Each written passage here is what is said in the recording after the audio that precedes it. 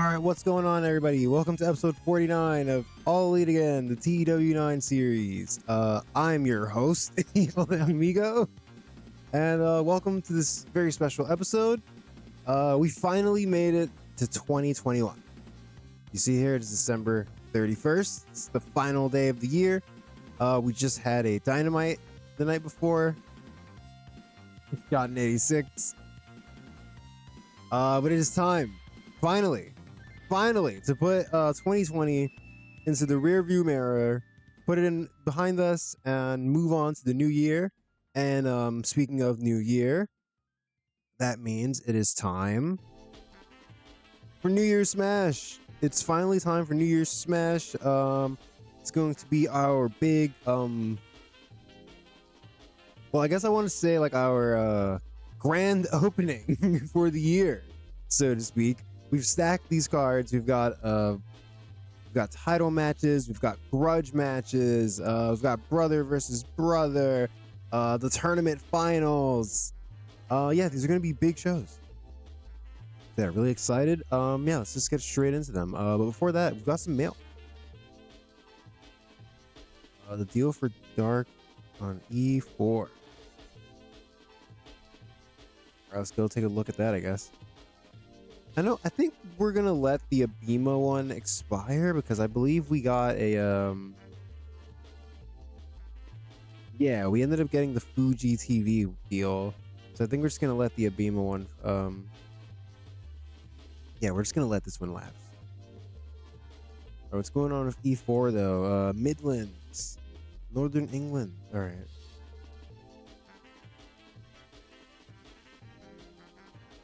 Well, let's see. Can we find anything better?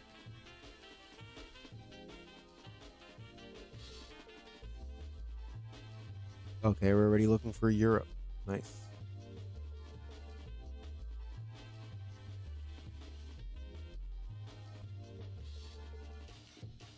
Do the zone.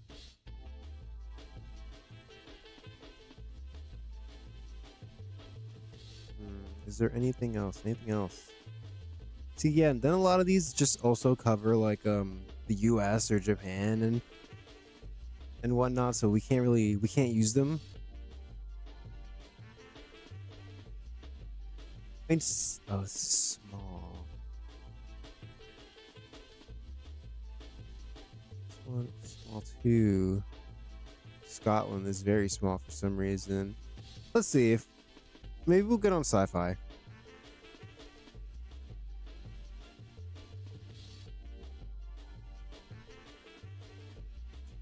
Am I crazy? Where'd sci-fi go?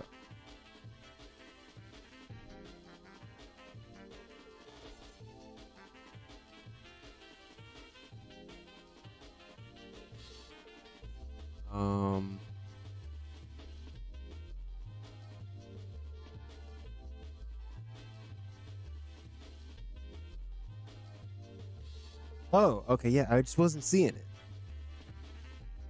Oh, this one doesn't even have coverage in oh, is it Scotland? All right, we'll just stick with E4.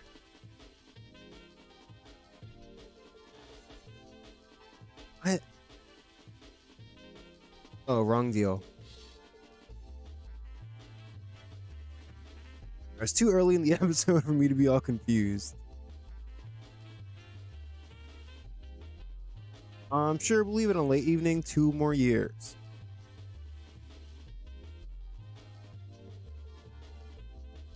All right, that's handled.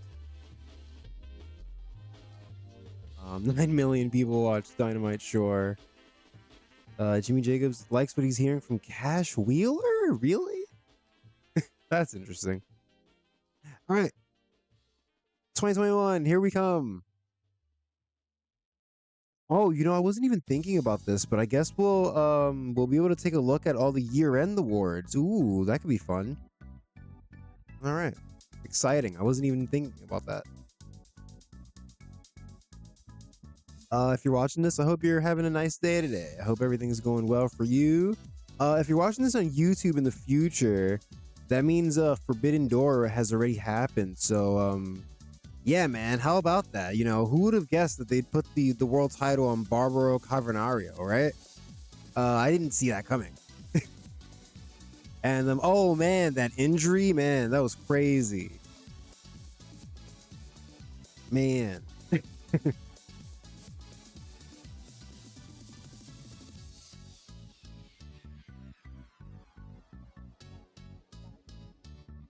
I mean, no, I'm pretty excited for Forbidden Door, even though the card's a little weird this year. There's a bunch of random matches on there.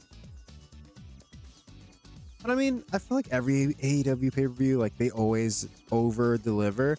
So I feel like even a weaker AEW pay-per-view is still very good, right? So yeah, I'm looking forward to it. I'm looking forward to the three-way tag team match, even though that's kind of a throwaway. It feels like. You've got the Bucks, you've got Sky Team, Mystico, and what is it? Metallic? No, not Metallic. Mascara Dorada. There we go. Yeah, Mystico and Mascara Dorada, and then you've got Shingo and Bushi from New Japan. I think at the very least that match is going to be fun, right? I mean, of course, you've got Ospreay versus Swerve, probably going to be great. Man, we're not making it past Pro Wrestling Wave. I'm gonna have to keep talking about Forbidden Door. What other matches are there? Mercedes Moné versus Maya World. That could be a fun one. All right, that's enough about Forbidden Door. Let's look at the year-end awards. Woohoo! Male Wrestler of the Year, Okada. Not anyone from our roster. That's disappointing.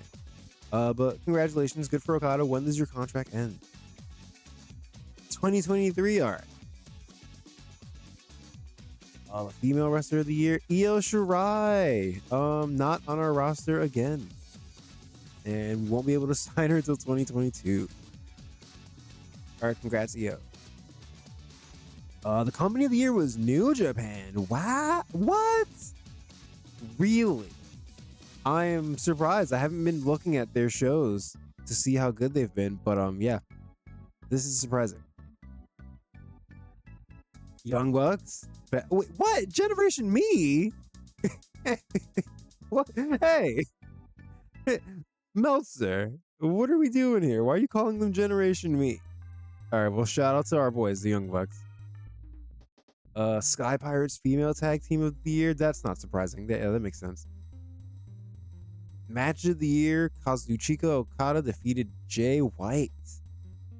Yeah, makes sense. We can't just like click on this to go to the match right now. Oh, we got the show of the year, Revolution. Hell yeah. I think that was the show we got 100 on.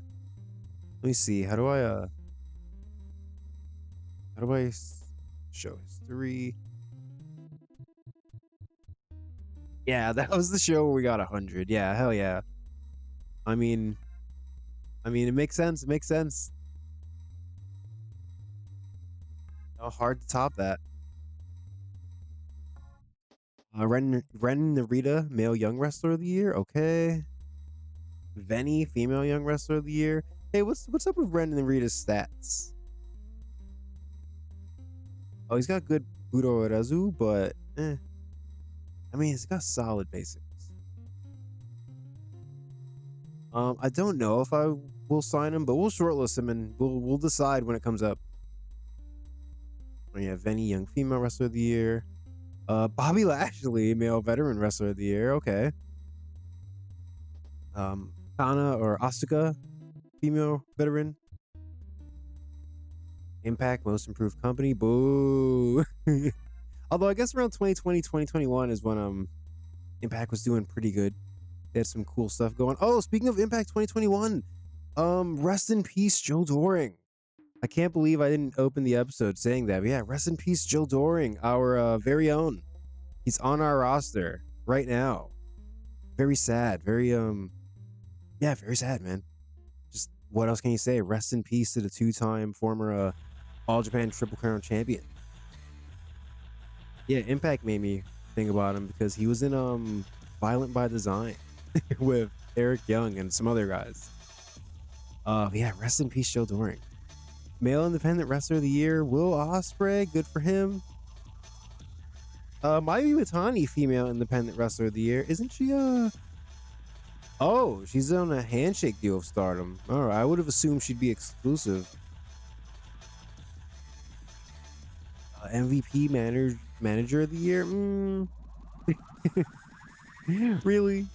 Not one of our managers? Boo. Not Stokely? Allie, Female Manager of the Year, I guess. Again, not Stokely? Allie? Michael Cole, male play-by-play. Female play-by-play is How? I'm probably butchering that pronunciation. All right, other commentator stuff, whatever. Oh, female commentator, Allison Danger. Surprising. Good for her. Congratulations.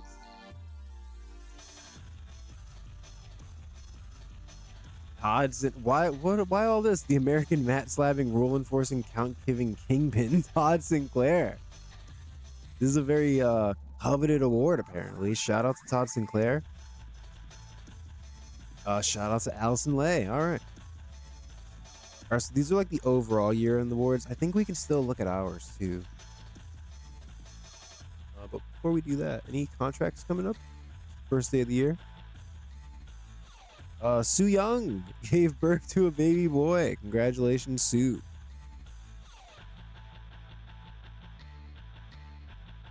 Yeah, let's go ahead and look at our year in the awards this time.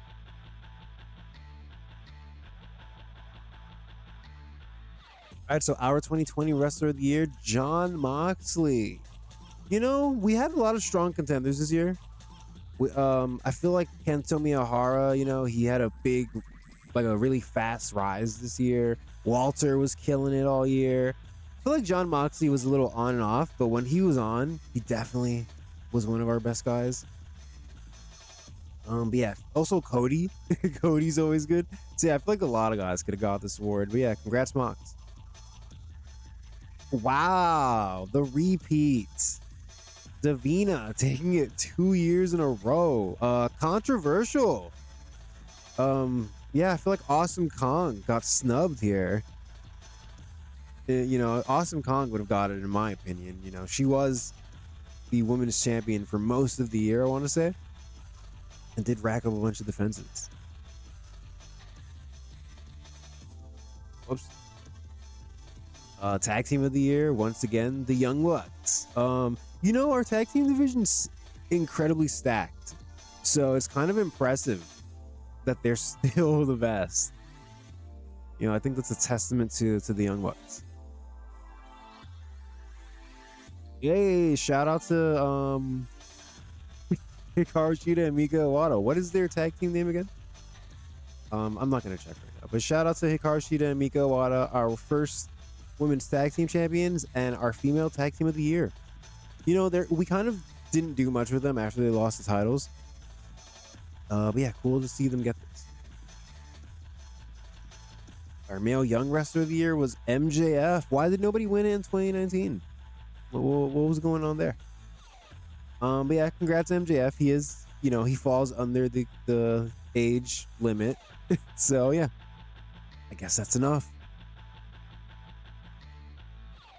Female young wrestler of the year, Hana Kimura. We put a lot of work into getting her over, and it's definitely starting to pay off. You see her stats are getting really good.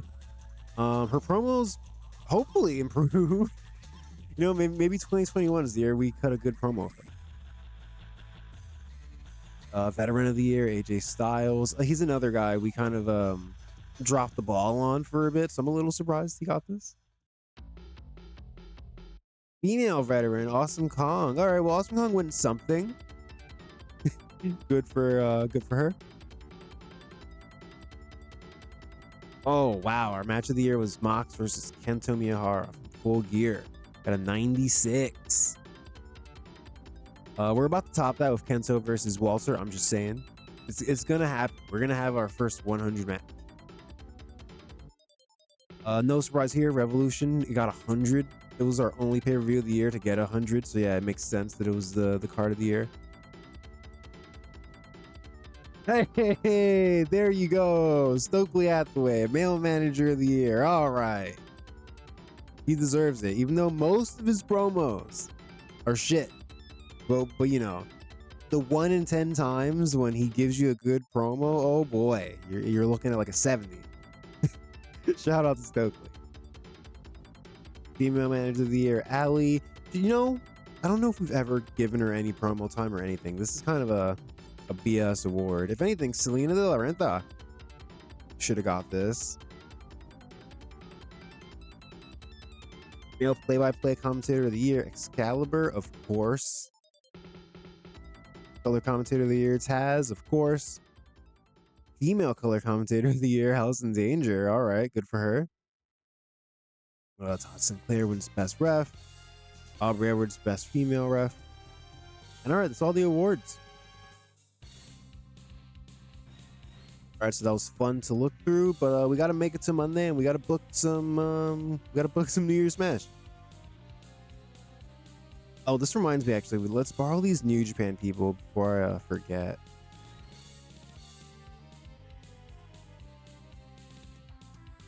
I'm glad I'm remembering now. Hero Ishii, Will Ospreay, and Davey Boy Smith.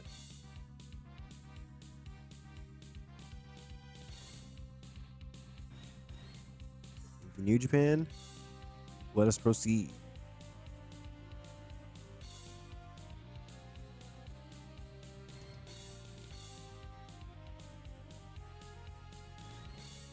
I feel like the only way Kento Miyahara versus Walter doesn't get 100 is if we use a creative finish on it and it fails. I think that's the only way. They've both been cooking so hard lately. I'm gonna be disappointed with a 99. I want to see a full-on 100. I want to see 3 digits. I can't wait. You know, really, it should be the main event of whatever show it's on, but I think we're doing it on Dynamite. Yeah, we're doing it on Dynamite, actually, and we're also doing the world title match there, so unfortunately it can't main event that show, but it really should be the main event. It's going to be the best match. Oh, let me go ahead and just ignore that guy.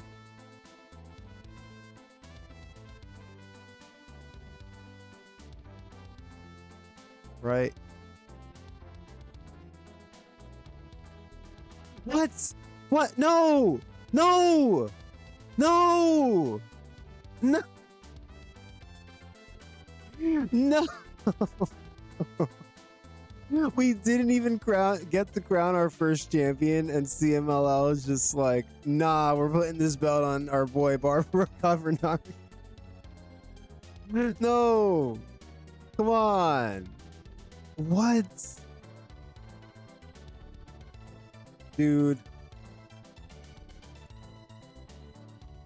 See, and this is why we didn't have any alliance titles. This is why.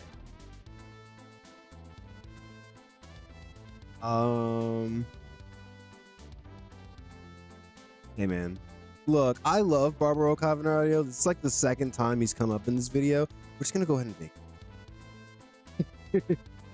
Please, like, we're just gonna pretend this didn't happen. God, now there's this blemish on the history of the title where they put it on Barbaro Cavernario for why? He can't just win one of the CML titles. Oh, I did say I couldn't believe he won the title. Dude, I willed this title change into existence. That's crazy. Oh man. All right. Well, I mean, and also we're gonna bring him in for the tag. We have our tag league coming up, and we're gonna bring him in for that. So I don't know. Everything's coming up Barbaro Cavernario, I guess.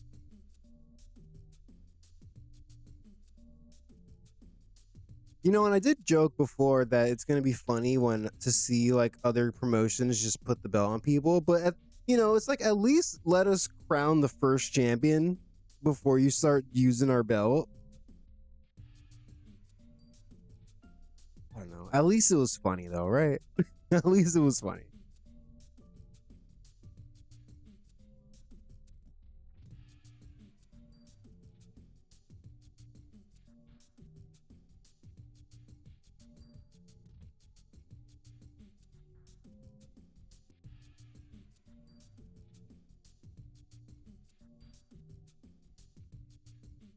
One more day to go.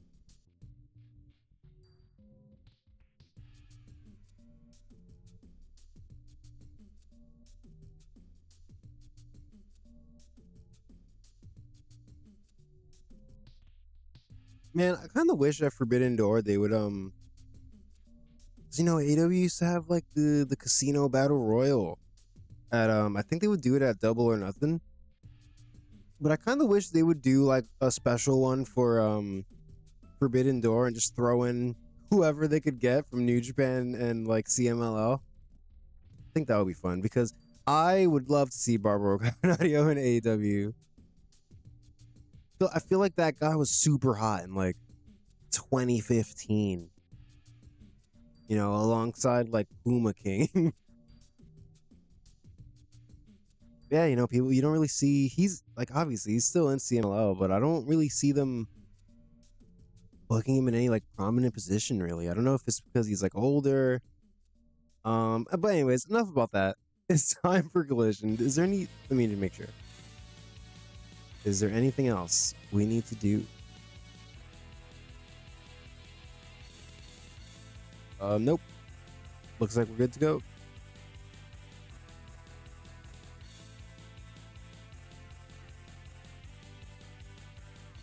All right, it's time. It's January 4th. Everybody knows that that means it's time for New Year's Smash. What other show are you going to be watching tonight?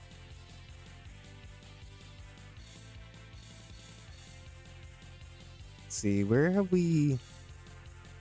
we haven't been to Puerto Rico in a while. We haven't been to the Tri-State since November. Sure. All right, Tri-State it is.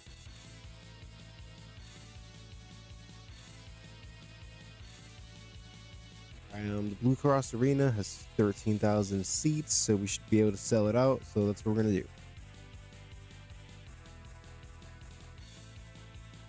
All right, it's New Year's Smash time, baby. Show me the finishes. Oh, all right, there you go. All right, and one near certainty. Can we get another one? Likely, we could use that on like Dark or something. Big gamble for Kenny Omega? No. Alright, the meeting started off really strong.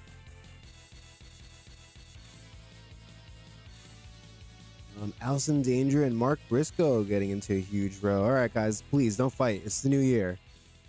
New year, new me, right? Right? Paige coming to us backstage with an angle idea. Okay. Sting and Dragon Lee spending a lot of time together. I wonder what those two could be talking about.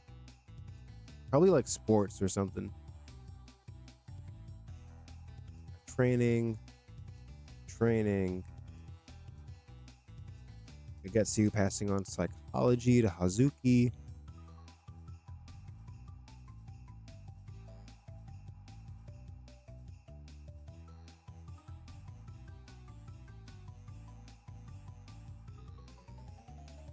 All right, New Year's Smash time. We're just gonna go ahead and book all of our matches first. So, and I guess we'll start with the main event.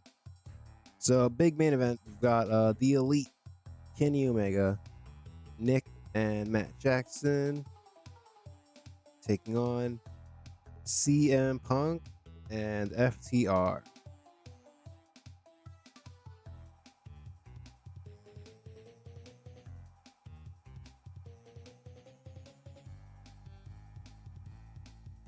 And you know, this is a big show for us, so we definitely want to give this match a good amount of time. And I personally would like for the Elite to win.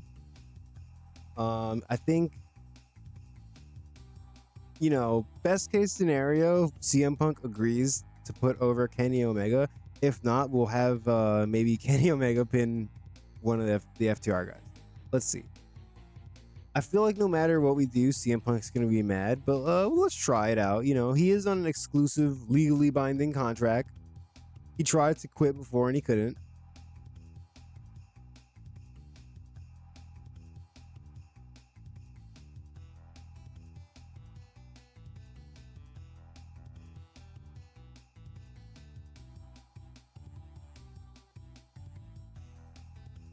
Let's see. Extremely unhappy. Well, he's not furious. He's not furious. He's only extremely unhappy. I mean, yeah, of course he is. He's more popular than everyone we've got, of course.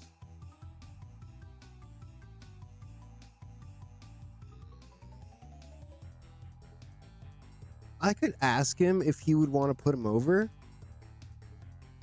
But if he says yes, I don't want to waste him agreeing to put him over on this trios match. I would rather do that if we do another singles between them. So what if we do, let's see.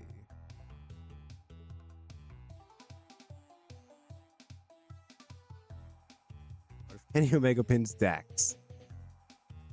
Oh, there you go. All right, so CM Punk, he's fine losing the match. He just didn't want to be the one to take the pin. You know what? That's fair. We can work with that. It's not ideal, but yeah, it's fair. All right, co-main event. The Women's Championship is going to be on the line.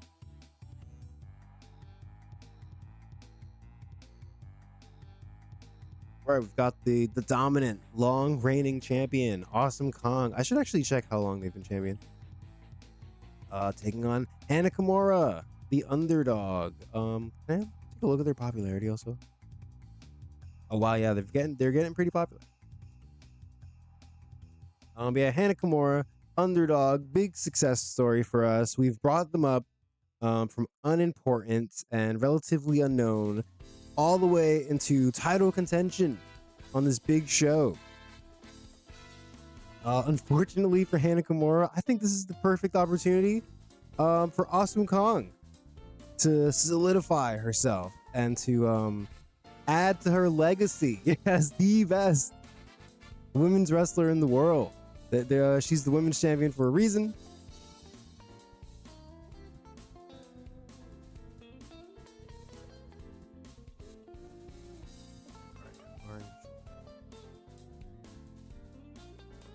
Yeah, she is the women's champion for a reason, and so her reign will continue. We're gonna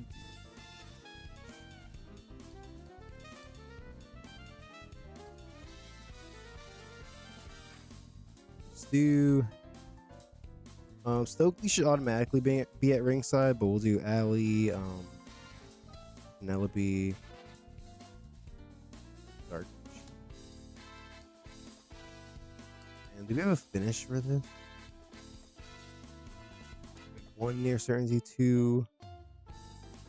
We have two near certainty. Oh, and a Walter near certainty. Okay. We'll come back to this. We'll book the show and then we'll decide later what gets the creative finish. All right, so sorry, Hannah. Awesome Kong retains. Crushing the audience in the process. They're going to be absolutely devastated. All right, 5-on-5.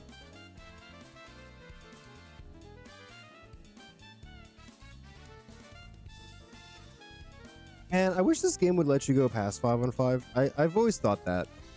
If you're allowed to book like a 60-person battle royal, why can't you do like a 10-on-10 tag, you know? I'm sure it's some kind of I'm sure there's some explanation, like maybe just the UI.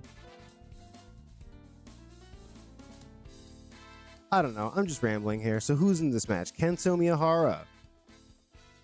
We got AJ Styles. Not Mendez. Styles.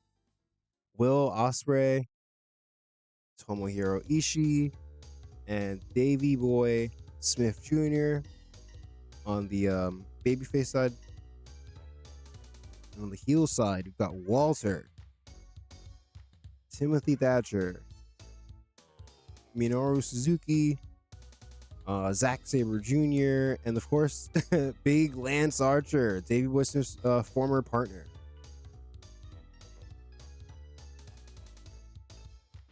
Do quick entrance, please. All right, and this match is pretty much just a for fun. It's kind of like a tournament losers match, although a lot of the guys in this match actually weren't in the tournament, like Timothy Thatcher, Zack Sabre Jr., and Lance Archer.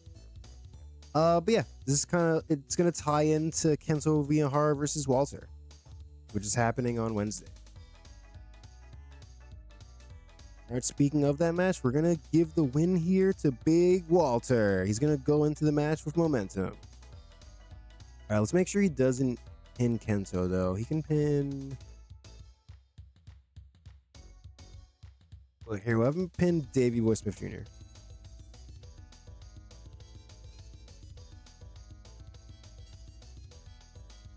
You know, there's 10 guys in this match, but I kind of want to make this the storytelling match also. I think we're going to do that. Because what else are we booking? Yeah, like Phoenix versus Penta. In like actuality, Phoenix versus Penta would be the match telling a story. But in the game, we're definitely going to make this steal the show. And we don't want this to be storytelling. So yeah, we'll do storytelling for this.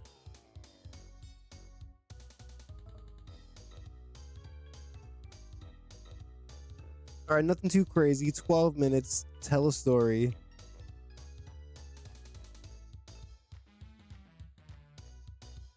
All right. All right, and speaking of our steal the show match, Rey Fenix goes one-on-one with his brother, who is now evil, Penta. We're gonna give him 15 minutes. Tell them to steal the show. And you know what? I think we're gonna have the winner be Penta. You know, I imagine this match would be crazy. First of all, I imagine they would be doing some wacky spots just because it's Phoenix and Penta. But yeah, because of the storyline, I imagine Rey Fenix, maybe he has a chance to finish Penta off or to like land his finish on him. But he's gonna hesitate. You know, emotion is gonna come into play. But you know, Penta, he has no emotion anymore. He's Dark Penta. He's evil. So he's going to take advantage and he's going to get the win.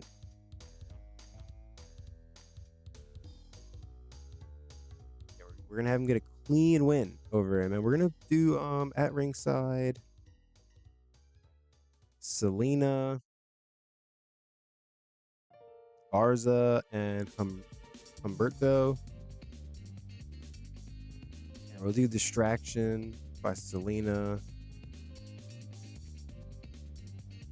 And I guess on Phoenix's side, we'll have whoops. Yeah, we'll have Bandito and Wagner.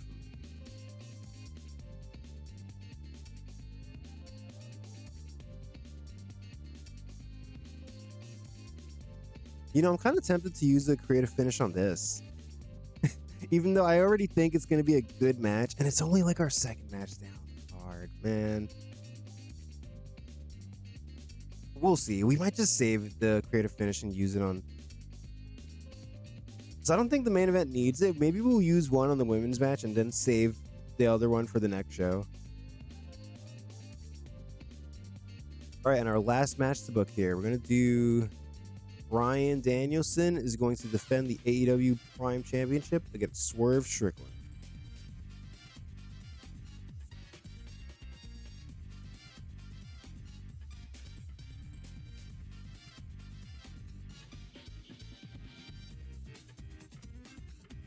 Go ahead and write this in.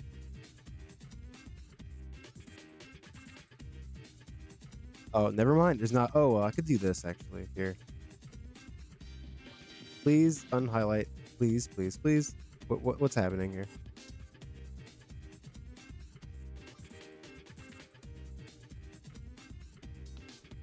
All right, never mind. I want to delete just Strickland, but whenever I click over here, it highlights everything. I don't know what's happening. We're going to give them 18 minutes or you know what? No, we're going to give them a full 20 to start the show. And Bryan Danielson, I feel like he's really just getting started as Prime Championship, so it would be insane to take the title off of him here. So Bryan Danielson is going to get the win here. Open match. I think what I want to do, actually, we're gonna hello. Oh, okay, my bad. It's because my phone was on the shift key. Okay. All right, but anyways, we're gonna do a flash pinfall finish. So yeah, we're telling the story, even though it's not our storytelling match, we're telling the story here that Swerve Strickland, he is good. He is a very good wrestler, and Bryan Danielson is also very good. But yeah, he's gonna find the way to get the win, even like in the face of defeats, which will obviously only make Swerve more mad.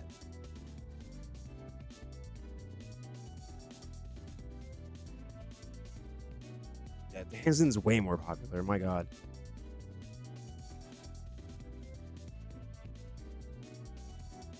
All right, you know what? We still you know what, guys? I'm about to do something. I'm about to do something unsavory here. I'm about to do something bad. What if we book our Wild Brawl on the pre-show? Because, just looking at our card, I could make Danielson versus Swerve a Wild Brawl, I'm sure. But I kind of just don't want to. I want to give them the 20 minutes to have a cool match. So I think we're going to use the old strategy, the old strat. Wild Brawl on the pre-show. Let's see who's not booked.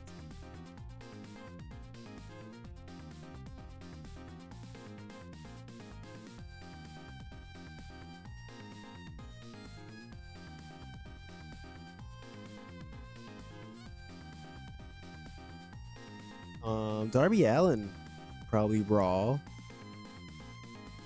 Heels.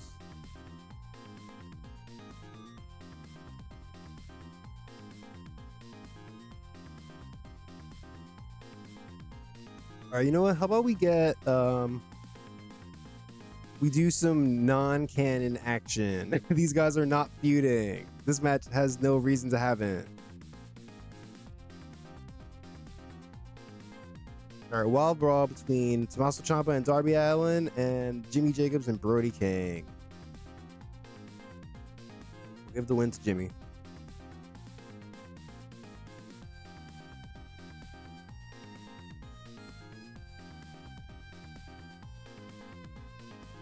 It's on the pre-show, so we're only going to give him 10 minutes.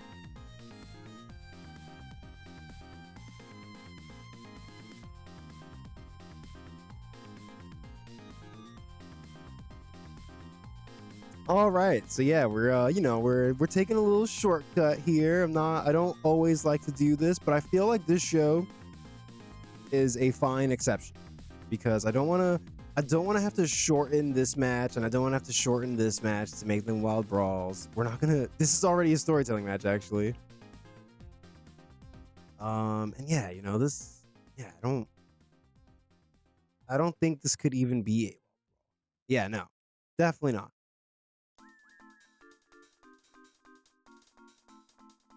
All right, there's our matches. Let's book 17 minutes worth of promos. All right, first things first, Cody.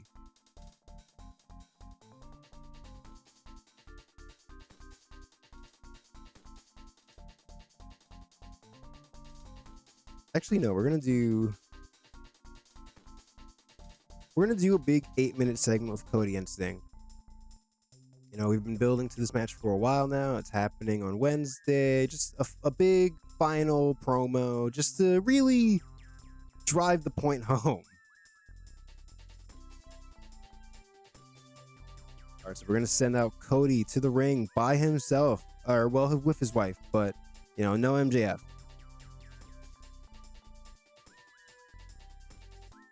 Talk about he's gonna address Sting directly, and he's gonna say, Sting, you like to run around in the shadows, and you like to hide from the lights, and you wear this face paint to hide the fact that you're aging, that you're an old man, and that you're not the man you once were, etc., etc. And then Sting's gonna come out, and Sting's also gonna cut a promo.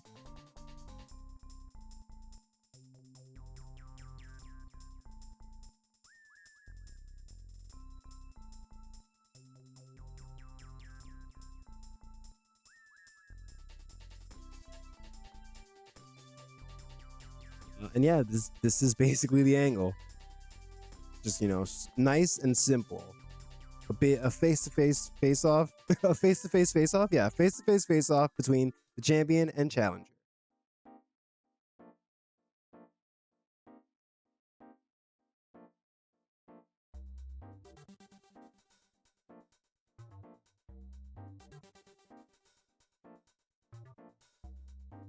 All right, face-to-face face-off. All right, beautiful.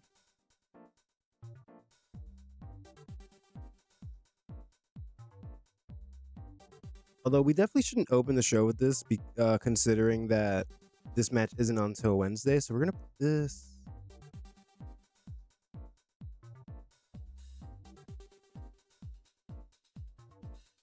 Put this before the main event. Let's see, who else can we give a promo to?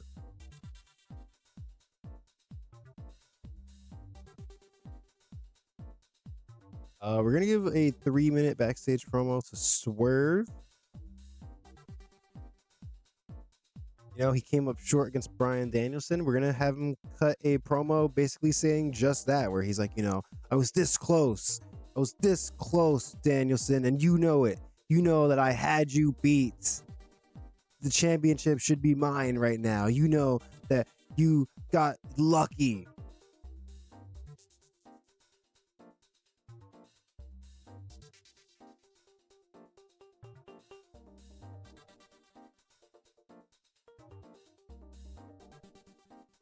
Hey, he was this close to beating him, and now he's pissed.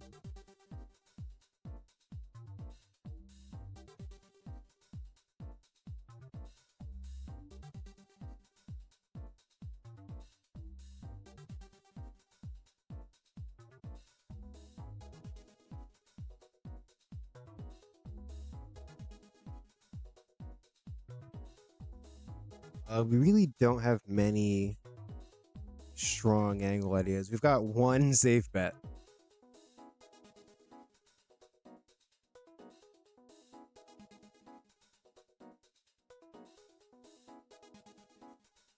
I actually want to do a post-match angle for Phoenix versus Penta.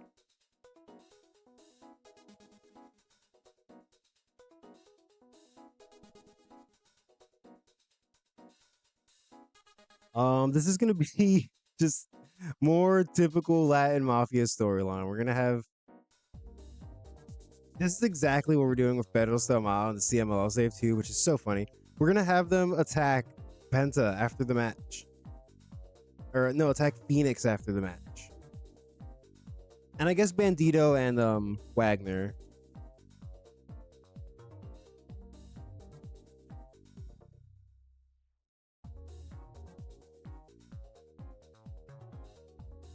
I guess Selena would just be there.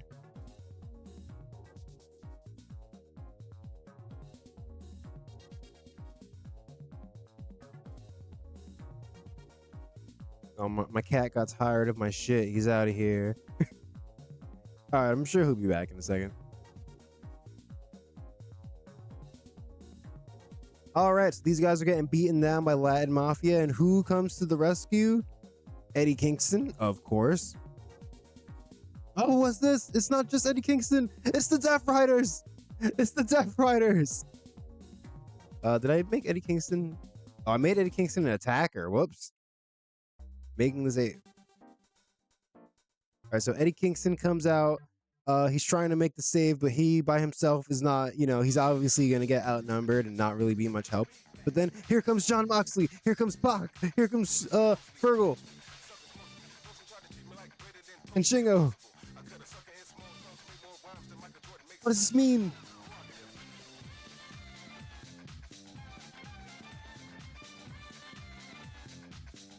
All right, and then we're gonna have him cut a quick promo. We're setting up a trios match that's happening on Dynamite. It's gonna be Phoenix, Mox, and Eddie versus Latin Mafia. All right, so yeah, this is my favorite part where we get to just set everybody to background player. Oh boy.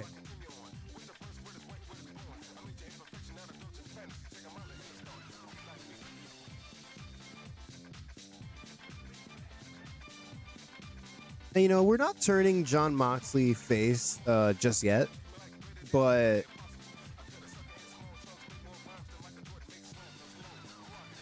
yeah, we're not turning him face just yet, but we are kind of treating him as like a tweener for now, where even though they're still a heel group, he's got beef Flat Mafia now, and it's like, the enemy of my enemy is my friend. So he's got beef Flat Mafia, and he also just recently earned or gained respect for Eddie Kingston challenging him one-on-one.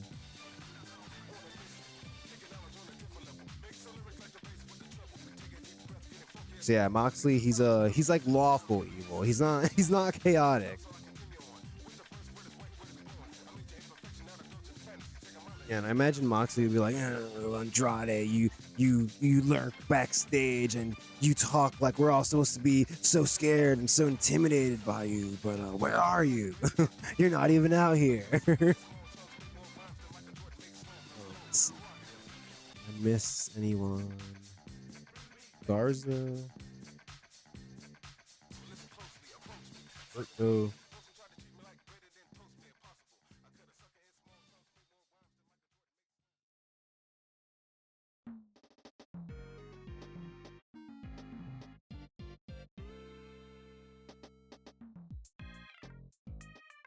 Here, I guess we'll add Andrade off screen.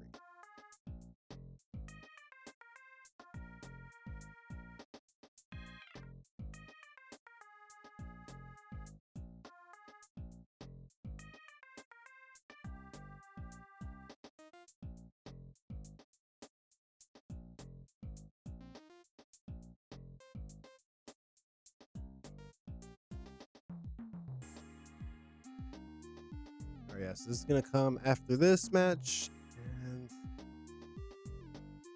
we only need to book 2 more minutes. I kind of want to book a promo also where Andrade accepts the challenge. It's not super necessary, but why not?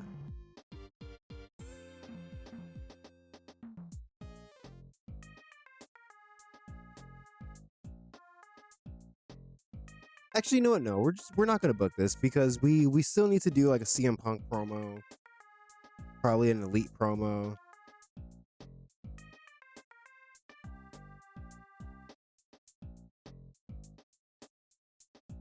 I think we're gonna have CM Punk and FTR open.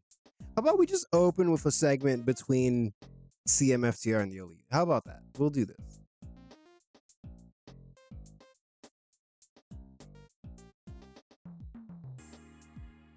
Alright, so CM Punk and FTR in the ring. They're talking about Kenny Omega and the Young Bucks. I imagine CM Punk would be bragging about how, what happened last time me and Kenny got in the ring again. I need somebody to refresh my memory. Maybe the guys in the truck production team. Can you show the footage? And they play the footage of him beating CM Punk or Kenny Omega.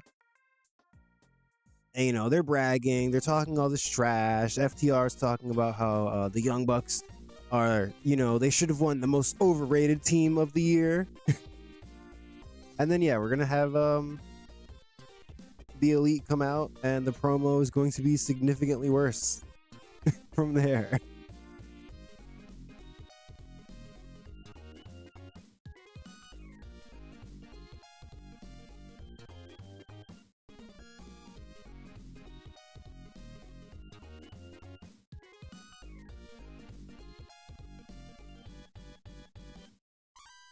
And I think we're gonna use the safe bet here.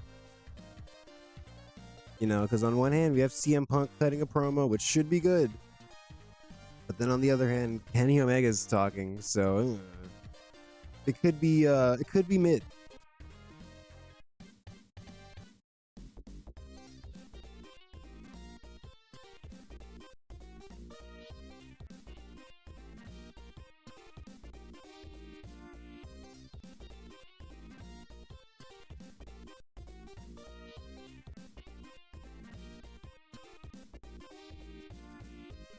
Hey.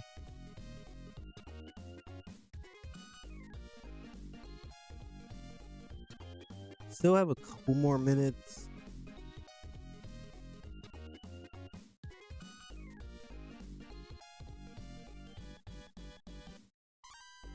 Let me look at the storyline real quick. Ooh, this storyline is cold. Oh, we can't use either of these. Damn.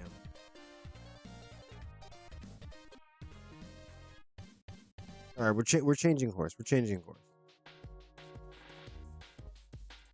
All right, seems like we're gonna have to book a Stokely promo.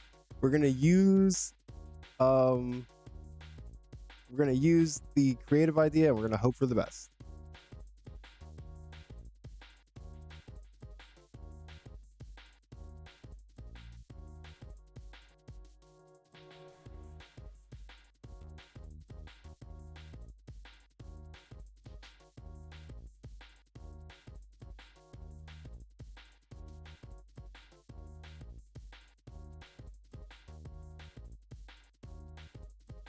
All right, Stokely Hathaway is basically gonna cut he's gonna cut the promo I cut earlier, talking about how Awesome Kong is the greatest women's wrestler, you know, not just of the year 2020, but of all time. Of all time. She always will be. For as long as she's wrestling, she's always gonna be the best. And Hana Kimura, you know, no matter what she does, no matter how hard she fights, at the end of the day, she's going to be nothing more than a name on Kong's reign.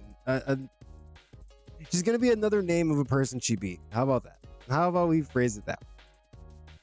I'm sure there's a better way to say this, and it's escaping me at the moment. I'm too excited. I'm too fired up. Hey, you know, the interviewers have had nothing to do this show. Let's get Renee out here.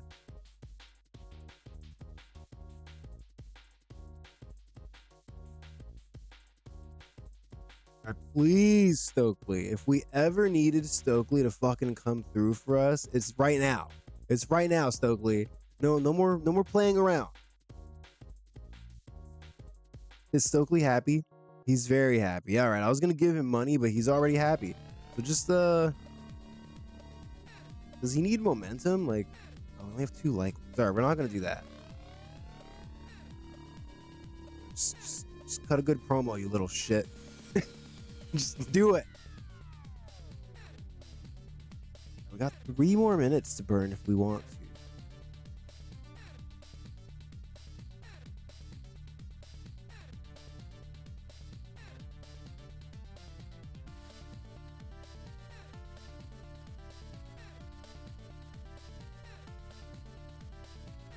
We should probably just end this storyline, man. Just kind of dragging stuff down, it seems.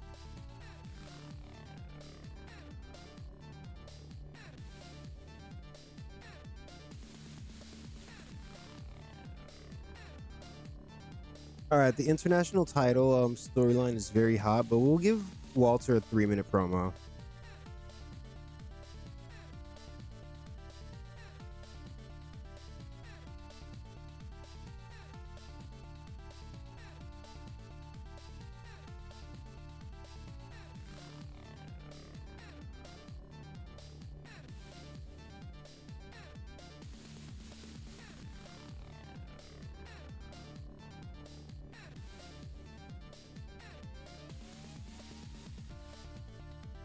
Yeah, it's going to be a Walter promo where he talks about, you know, I've already made history in my short time in this company. I was the very first AEW Prime Champion, and I am going to make even more history this Wednesday when, just like tonight, I defeat Kento Miyahara and I win the tournament and I become the first champion. You know, I don't really know what Walter promos sound like. I watched Walter matches, but, you know, it's not like I'm watching episodes of Raw. You know what I'm saying? It's not like I'm gonna go out of my way for that.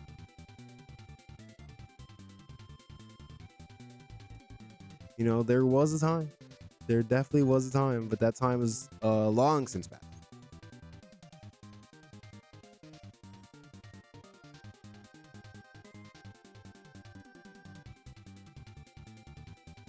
All right, there we go. 125 minutes. We've got a fully booked show. It's pretty much stacked from top to bottom. We've got a Prime Championship match. We've got Rey Fenix versus Penta. We've got 5-on-5 international championship, whatever, jamboree. Women's titles on the line. And of course, we've got the Elite taking on CM Punk and FTR. This should be a banger of a show. We're about to run this. What am I? Oh, we have to go back to last year. Oh, Jesus Christ. Our last collision got an 88. Oh my God. I don't know if we'll top that. We got an 83 before that, an 80. I'm gonna be humble and guess an 85. An 88 is wild. Yeah, I'm gonna guess a humble 85 on sorry, 1 second. I'm getting a phone call real quick. Let me just handle this real quick and I'm gonna be right back. So this isn't a real break, just a phone call real quick. All right, we're back. Sorry about that, guys. I just had to answer that. All right, it's time for us to run this show. What was my guess? And 85. 85 coming right up. Let's see. Oh wow. This was a really good pre-show match. Our Wild Brawl of the night. Jimmy Jacobs and Brody King defeated Tommaso Ciampa and Darby Allin. Yeah, great performances all around. It's too bad we couldn't fit this on the show. It's too bad. All right, but anyways, it's time to get on to the real stuff. The show itself. Oh, man, not good. All right, we open up with CM Punk and FTR in the ring. They're trash talking the Elite.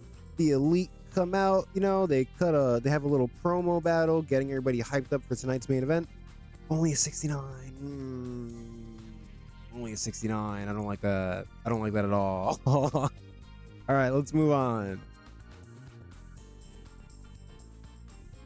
Wow, an 88 match. Bryan Danielson defeats Swerve Strickland via roll-up to defend the AEW Prime Championship. In a 20-minute match. So yeah, as you know, one of those times where AEW decides to start with a big title match. And yeah, this was a great match. The crowd was white hot at the end. Swerve got a 92. Man, our whole roster has been going crazy lately. A 92? Jeez. Incredible match. We might get an 88 on this show. I don't know. I might have been underselling it. What? Oh. Back-to-back 88s. We go straight from a banger Prime Championship match into a 15-minute sprint between Rey Fenix and Dark Penta. Dark Penta picks up the win with the Fear Factor after a little bit of a help from Selena de la Renta. In an amazing match. Wow, an 88. Yeah, you know, the Rey Fenix not able to overcome his emotions and just take out his brother. The story continues.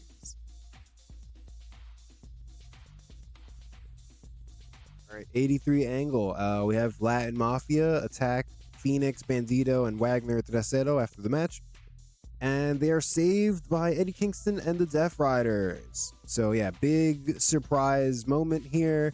The Death Riders aligning themselves with Phoenix and Eddie Kingston. Exciting stuff.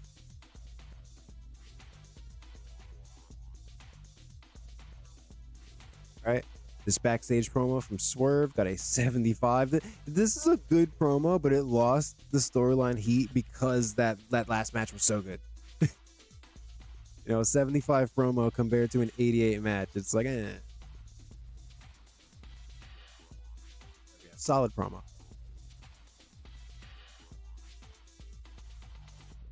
All right, our big stupid 5 versus 5 tag team match. We've got Kento Miyahara, AJ Styles, Will Ospreay, Tomohiro Ishii, and Davey Boy Smith being defeated by the heel team of, well, Brain Camp and Suzuki. What a combination. Walter beat Davey Boy Smith with a nice knife edge chop. My goodness, that must have been one hell of a chop. All right, you know, storytelling match. These guys have been busting their asses all tournament, so we kind of told them, you know, take it easy out there. You know, it's a 5-on-5. You don't have to kill each other. But they still delivered 78.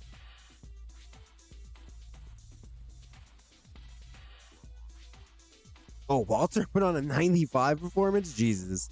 He doesn't know how to take it easy.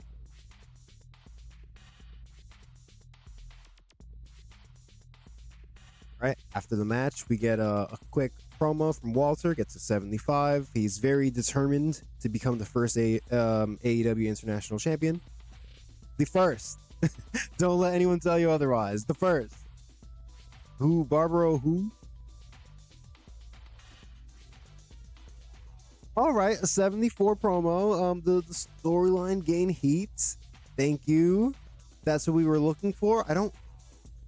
I hope it gained enough heat so that the match doesn't get penalized for the storyline having low heat. Oh yeah, let's see. It's time for our co-main event. The women's championship is on the line. 69. The creative finish was a failure. Fuck. All right. Well, surprise. Did you guys really think? After everything, after this whole save, did you guys really think that I was gonna have Hana Kimura not win the championship? Seriously, show of hands. If you fell for that, well, shame on you. But yeah, Hana Kimura, new champion. Awesome Kong actually didn't want to put her over. She was unhappy, so yeah, that's not great. We gave her some money, so hopefully she'll be fine. But yeah, new champion, Hana Kimura. It's been a long time coming. I can't believe the creative finish didn't hit. Maybe I believe this was their second singles match. We might have to revisit this. Make it into a trilogy and try to get a better rating here because yeah, you know, they definitely deserved better. But anyways, new women's champion. Congratulations, Hana Kimura. Everyone's different. Everyone's special. Tokyo Cyber Squad. Yes, sir. All right.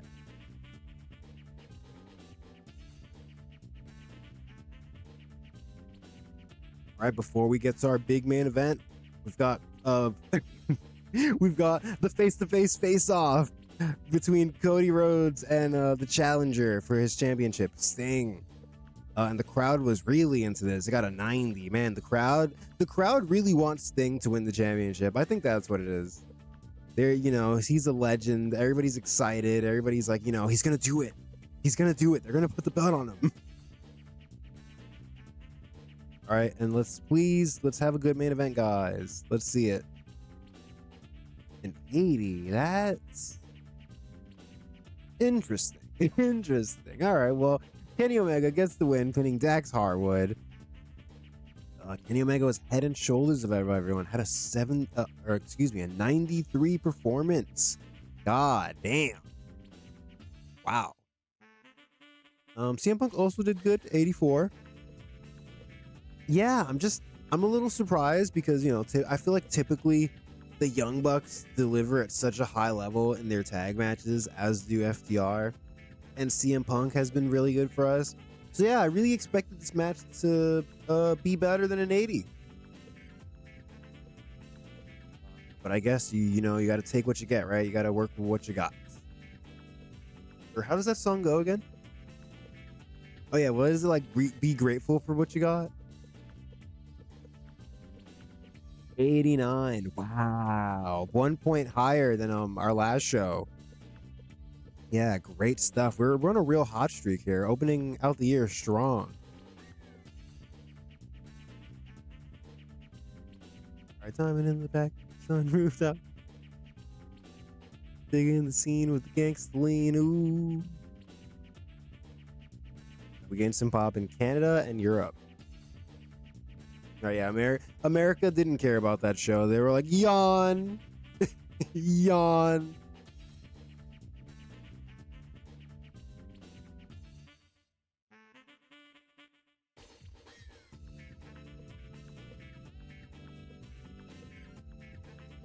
Okay, so I totally pre-planned that that phone bit. That wasn't a real phone call, by the way, guys. Just so you know. I hope you all got worked. I hope I made everybody believe that I was gonna have Awesome Kong retain the championship. But nope, that's not what we did.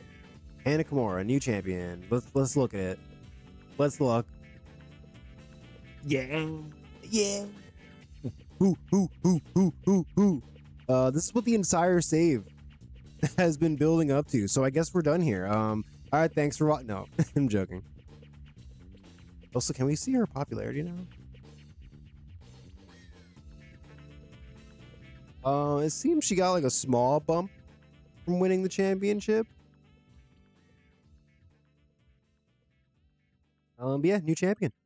Exciting stuff. I hope everybody else is excited. I hope there's nobody out there like, oh nah, I shouldn't have put the belt on Hannah. And yeah, we absolutely obliterated Raw. Oh, and Wrestle Kingdom happened.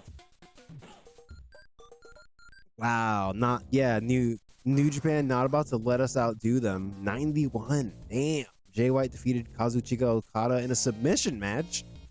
All right. Sanada, Ibushi, and Takuma Shinobu defeated Tetsuhiro Yagi and then who's the next generation? Oh, Evil and Hiromu. I mean, yeah, this main event definitely carried this score, but good for them. Good for New Japan, our partners.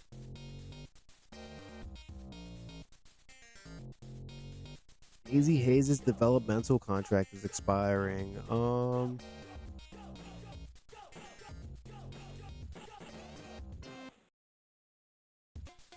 Daisy Hayes, decent microphone work. Are they actually managing anyone?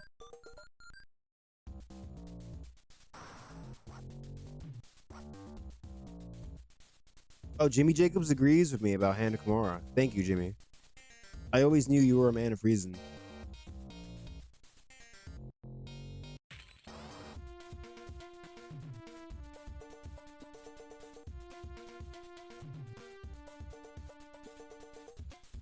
So Daisy Hayes is a road agent and a manager. They don't have the greatest psychology. They're pretty good. Oh, they have the natural trainer attribute. Although I don't think we're using them as a trainer. No, we're using Emi Sakura, but Emi Sakura is only here temporarily, right?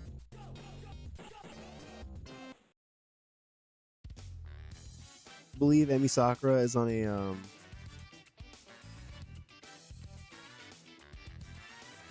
yeah, Emi Sakura is only here till April.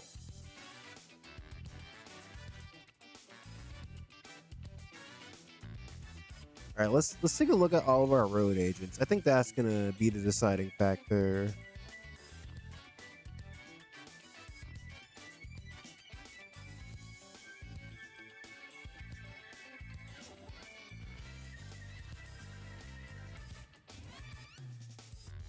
I mean, I feel like we have plenty.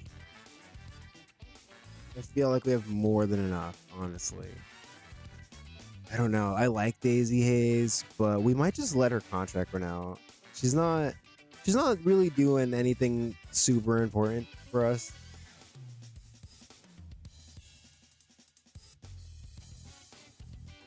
So yeah, sorry Daisy. It's been cool while you were here, but we might have to. I mean, I don't know. Am I being cheap? Am I being cheap? Should I just keep Daisy Hayes for, keep her around for legacy's sake?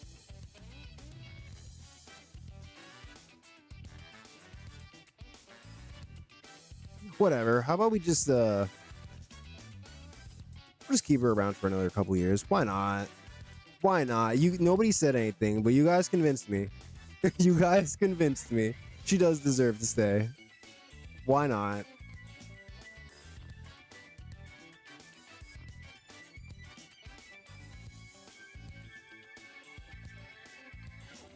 All right, now that we've sat through my indecisiveness, let's advance to Wednesday.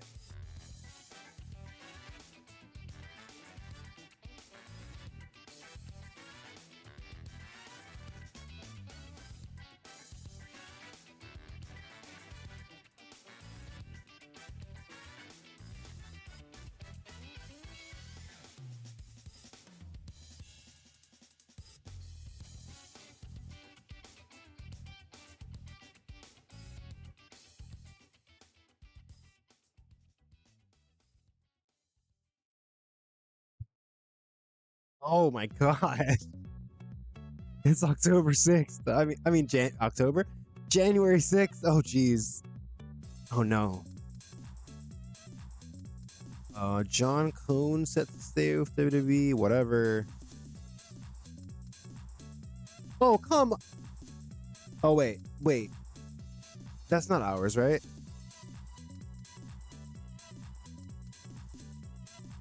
Okay, that's not ours. I thought they also have an international title.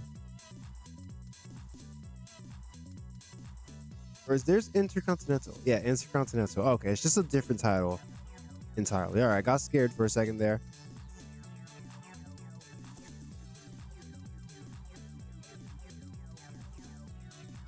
Jey Uso is here. All right. Everybody loves Jey Uso, right? Nobody would ever say anything bad about him. All right, so it's about to be time for night 2 of New Year's Dash, but before we get to that, I'm gonna take a quick break.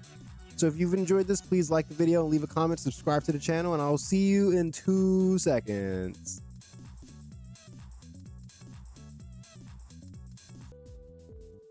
All right, I'm back. It's January 6th. Nothing crazy is going on other than New Year's Smash, AEW. It's the only wild thing happening on January 6th.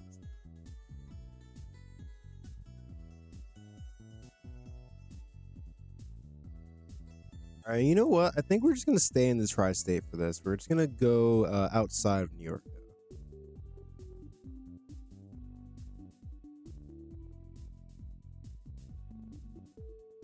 All right, so this arena is a little bit smaller, but we're going to head to Pennsylvania. The Peterson Event Center.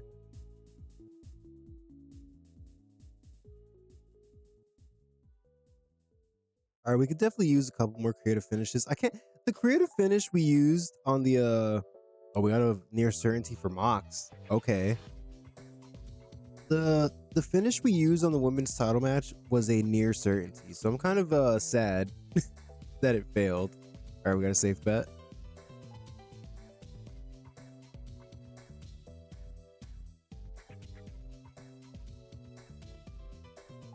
We'll try for one more. Safe bet for Nick Jackson. Okay.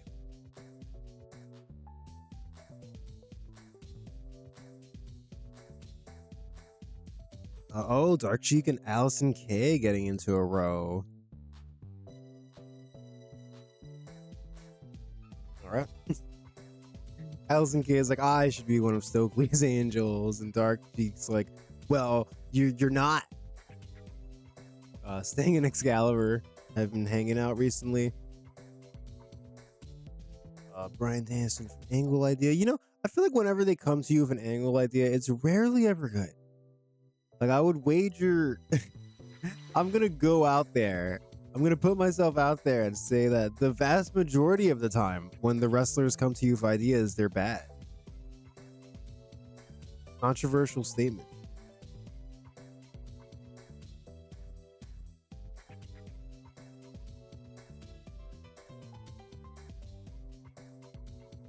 All right, New Year's Smash Part 2. We're gonna book this show, right?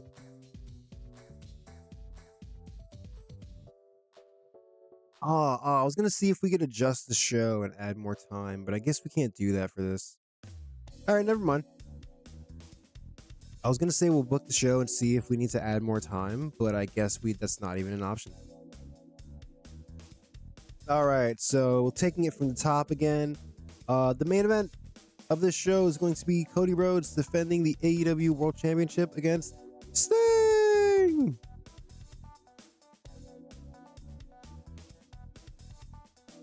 All right, this isn't gonna be your typical like work rate AEW 5-star classic match, but I'm sure they're gonna tell a good story. If we can find an agent of stories here, that would be nice.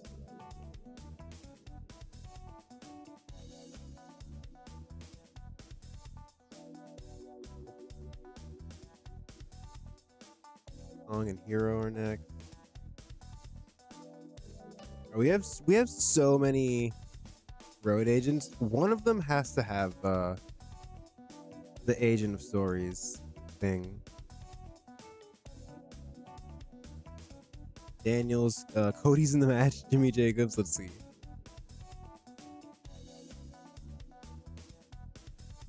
Oh, Jimmy? No. Nobody's got anything so far. Kenny, Sierra, Ultra.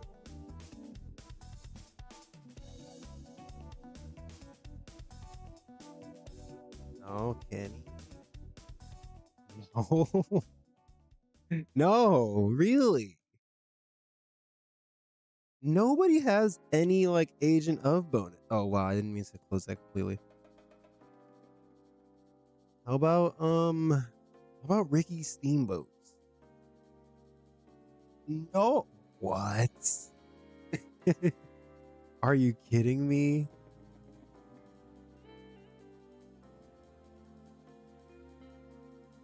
No one. Well, all right then. I'm actually shocked at that. Not only is nobody have the Agent of Stories attribute, nobody has any agent of anything. Like I thought for sure Arn Anderson or Ricky Steamboat might have it, but no.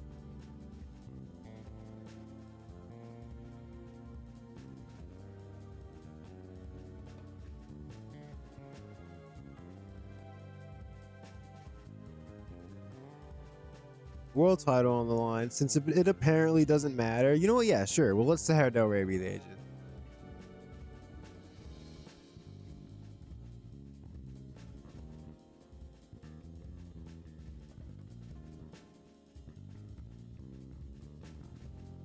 All right. And yeah, this probably isn't a shocker to anyone. Cody Rhodes is going to retain the title.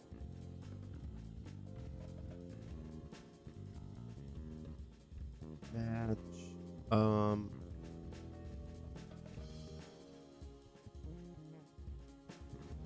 We're gonna do a tainted finish though. We're gonna protect the legend Sting a little. We're gonna have Sting be distracted at some point in the match by MJF.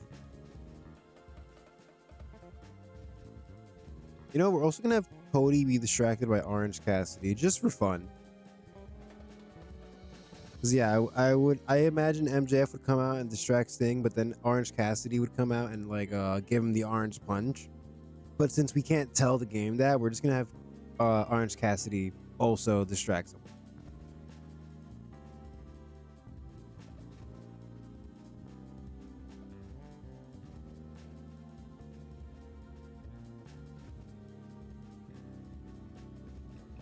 I kind of want to hold on to this near certainty for Kento versus Walter, so we're gonna use the safe bet.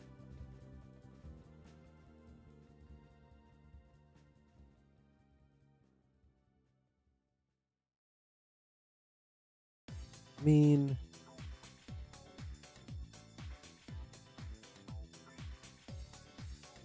do I really want to make this a storytelling match? It's the main event.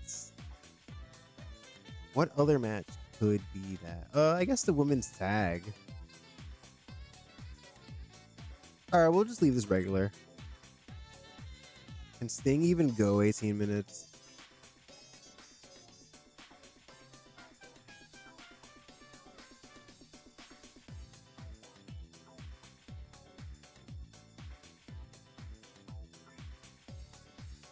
Oh, even slow build. What if we do like 16? What?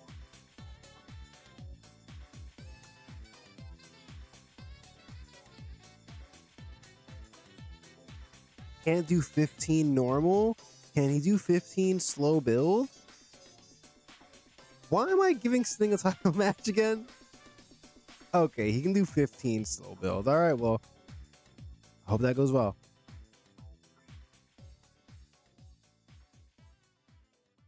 Let's see what else we got. We got Eddie Kingston, John Moxley, and Ray Phoenix.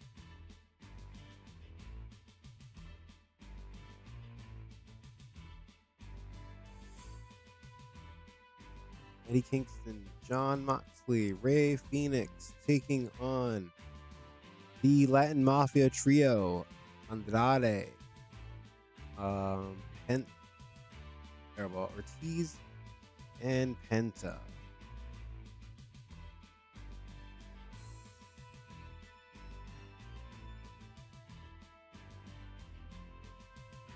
This doesn't really have to be 15 minutes.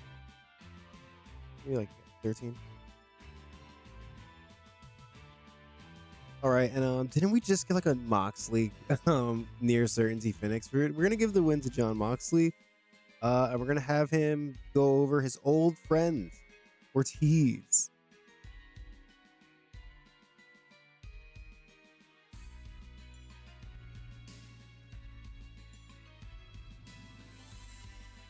Yeah, John Moxley near certainty. We're using it.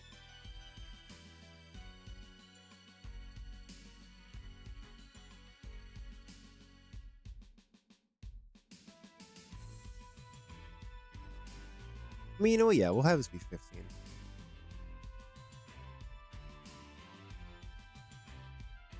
All right, up next, the one that everyone has been waiting for.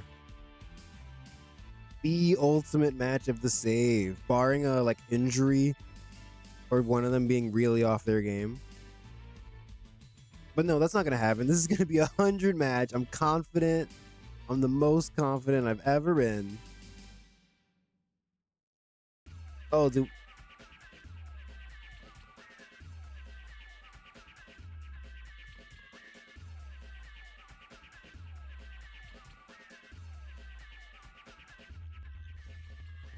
Okay. Oh. All right, to crown the first ever AEW International Championship, Kento Miyahara, Walter.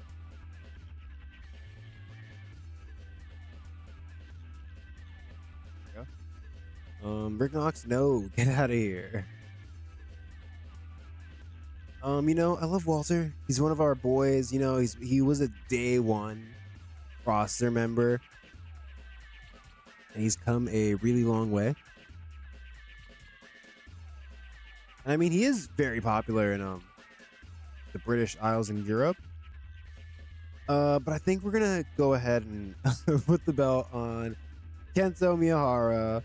Yeah, look at this popularity in Japan. 88s across the board.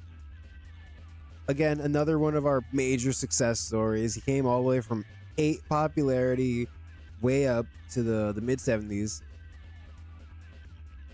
Yeah, I just think he deserves it, honestly. Both guys really deserve something. But yeah, for now, we're gonna go with Kento.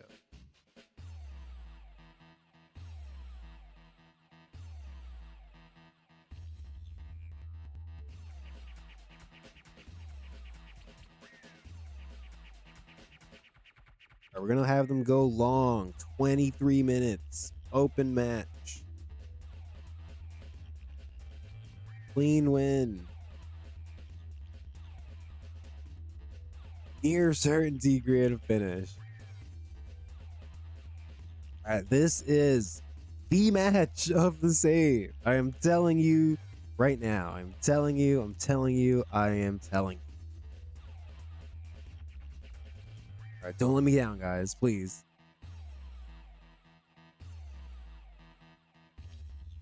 All right, next women's tag. Oh wait, no, it's a women's tag 3-way.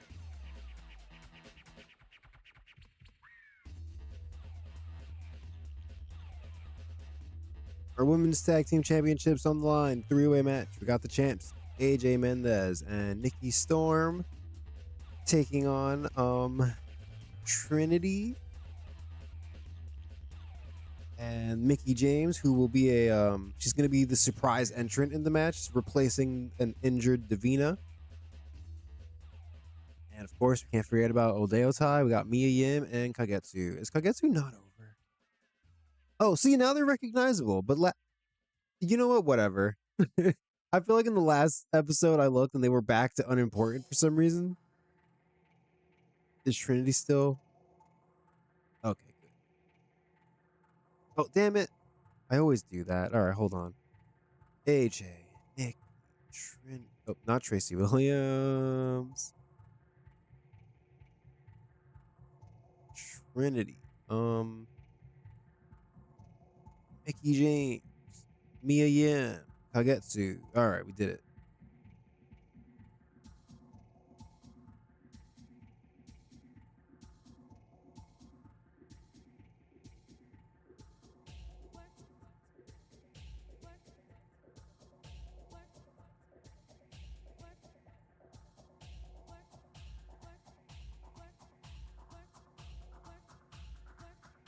All right, women's tag titles on the line.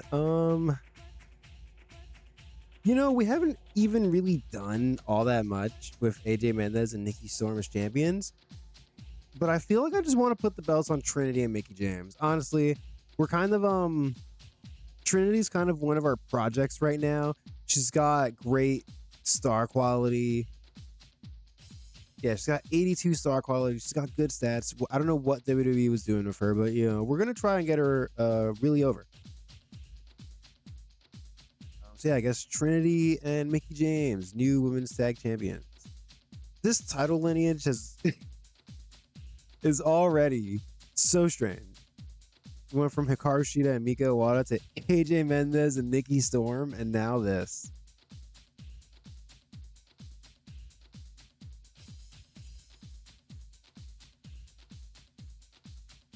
You know what? I said this is going to be the storytelling match, so I guess that's what it will be.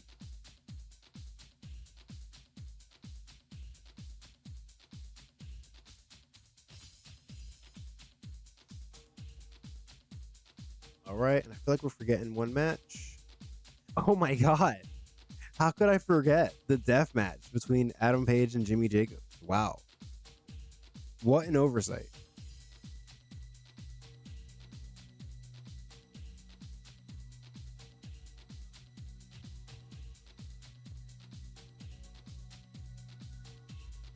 All right, if I just straight up make it a death match, will it will it let me do this? Content risk very high.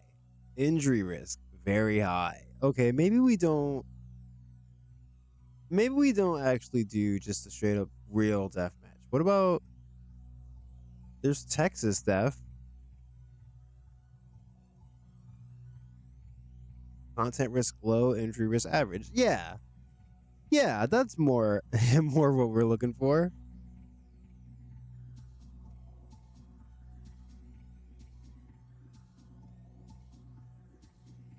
All right, Texas death match. 15 minutes. I think this is gonna be our wild brawl.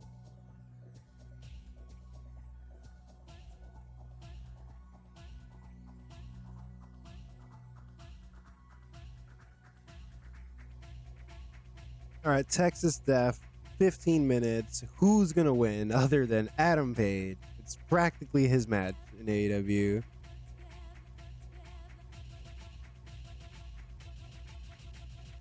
Yeah, pretty much. I feel like I imagine this is just gonna bring this whole story between Adam Page and Jimmy Jacobs to a close. Because after this, the plan for Adam Page is for him to go after Cody again. So, yeah. Maybe we will revisit this someday. But yeah, for now, this is probably the end of this feud. Jimmy Jacobs just decided he wanted to bug Adam Page and try to get him join your group. And now look at you. You're getting dead-eyed through a barbed wire table.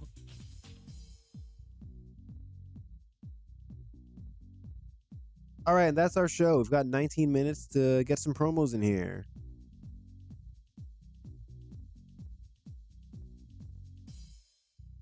All right, speaking of Adam Page, he is going to be victorious in this match, so we're going to give him a very serious backstage promo. He's bloodied, he's battered, but he's standing tall, and he's ready to move on with his life.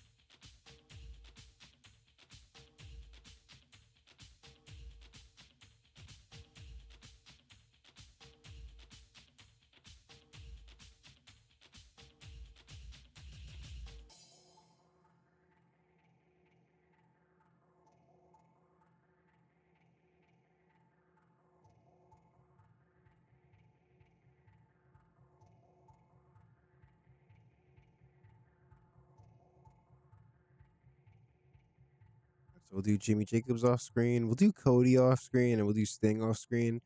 Maybe we've established that Adam Page and Sting are kind of boys.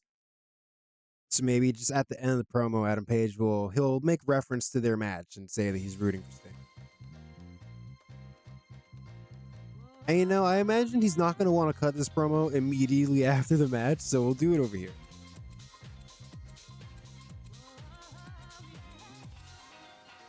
All right, also, we have a very important backstage angle to put. Makes 3, actually.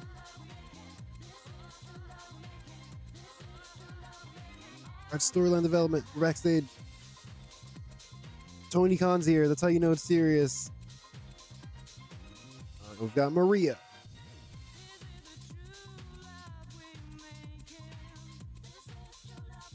All right, so Tony Khan standing by backstage with Maria and the Young Bucks.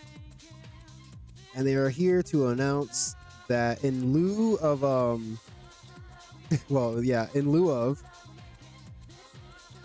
the Young Bucks have decided that there's so many talented, hungry tag teams in AEW that rather than just, moving on to the next title challengers, they want to do something different. They want to give everyone a chance. They want everyone to be able to compete for these belts. And that is why we are going to be having our first ever All Elite Tag League. I believe we're doing 12 teams. Let me see. 1, 2, 3. Wait, 1, 2, 3, 4, 5, 6. 1, 2, 3, 4, 5, 6. All right, yeah. So 12 teams will compete in a 2-block round robin tag team style tournament. And as a special bonus, the Young Bucks are putting the tag team titles up for grabs. They will be on the line. Whoever wins the tournament will also win the AEW Tag Team Championships, and the finals will take place at our next pay-per-view, which I can't remember the name of, but I'm pretty sure it's Revolution. And here, I believe they're technically feuding with Cash and Dax, so we'll add them also.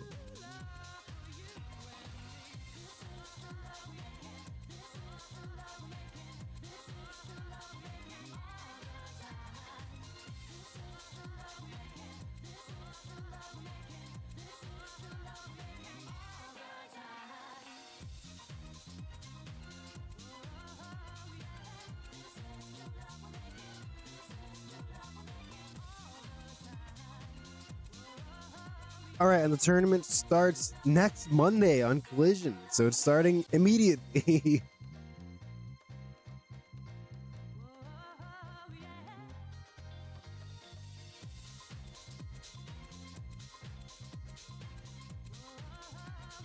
All right, so yeah, that should be something for everybody to get hype about.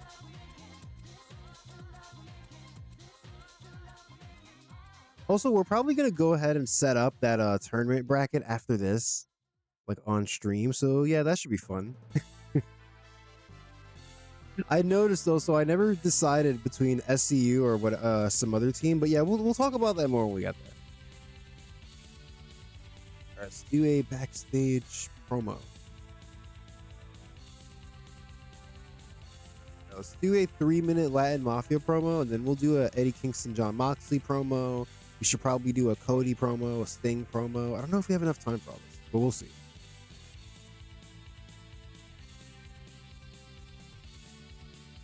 All right, Andrade is backstage with Selena de la Renta, Ortiz, and Penta.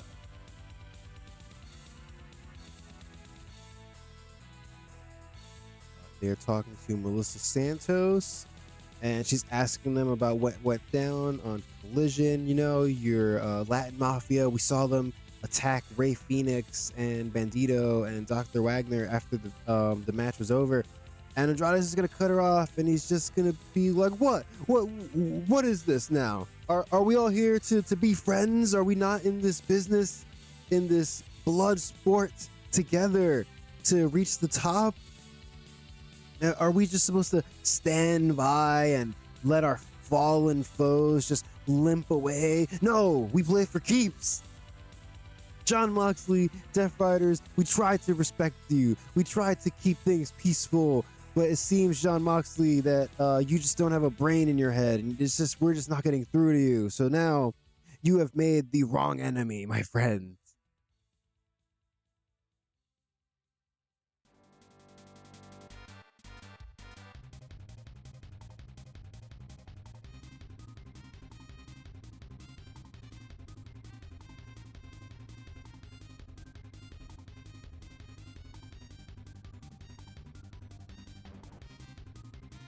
All right, yeah. So the tension between the Death Riders and Latin Mafia finally starting to boil over.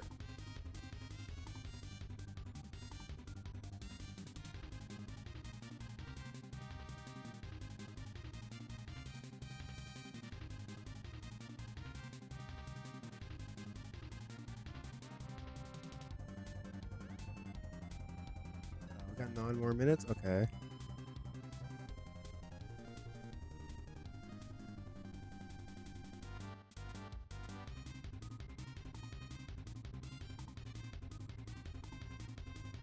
What if we move this promo here?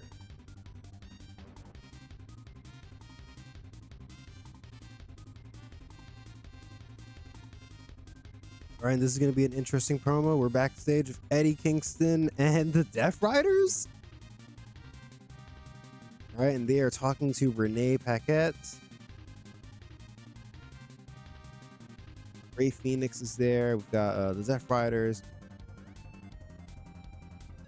And basically, John Moxley is just there like, look, Eddie, don't get the wrong idea here. Don't think all of a sudden this means we're pals or we're best friends or anything like that.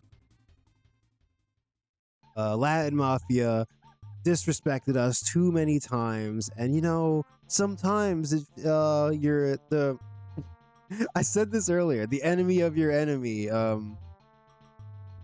is your friend. So that's what this is, Eddie. Don't get too comfortable. And Eddie Kingston's just gonna be like, yeah, whatever, John. Andrade, Latin Mafia, you guys are real tough when you're ganging up on us and when you've got the numbers advantage, but now that things are a little more even, let's see how you do.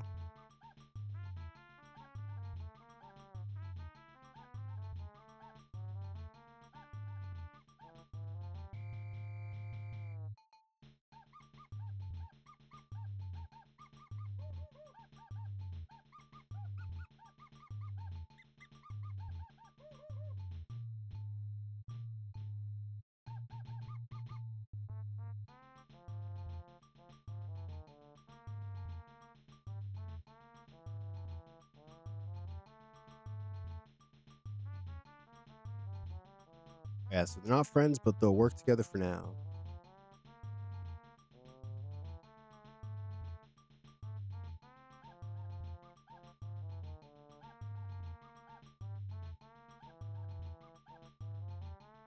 All right, I think we're gonna give Cody his own 6-minute promo, and then we'll probably give Sting like a 3-minute.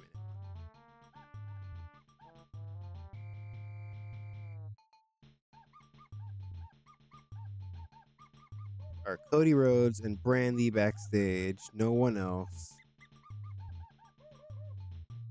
Keeping it simple. We're talking about Sting, and maybe he'll also take some shots at Hangman. He'll be like, if Hangman Page, who is in his physical prime, couldn't beat me, Sting, what makes you think that you're gonna do any better? You know, you two guys, it makes sense that you're friends because neither of you is too bright. He's going after their intelligence.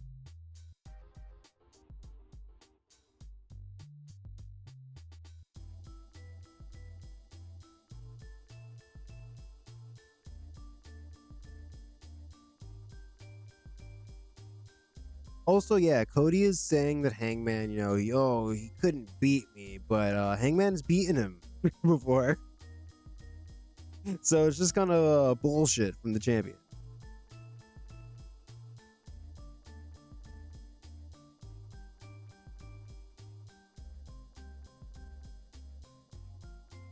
We'll give Sting 4 minutes.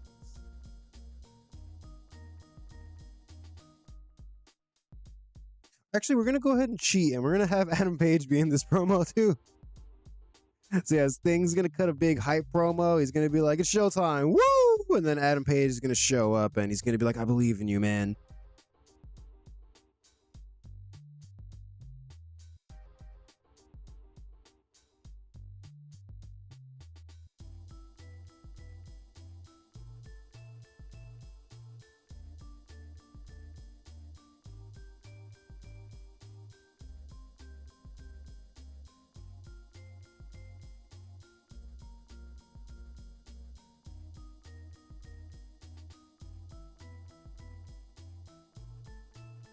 Should we do an angle where Kento Miyahara is like crowned the first champion?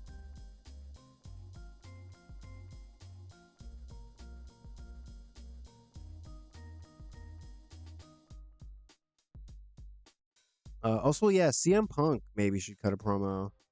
Now that I'm thinking about it, yeah, we'll just have Kento Miyahara win the match. I'm gonna assume that the extra 2 minutes includes him having his arm raised and then presenting him the belt. And it is a tournament, so maybe he gets a trophy. But yeah, we're gonna have a backstage interview with CM Punk.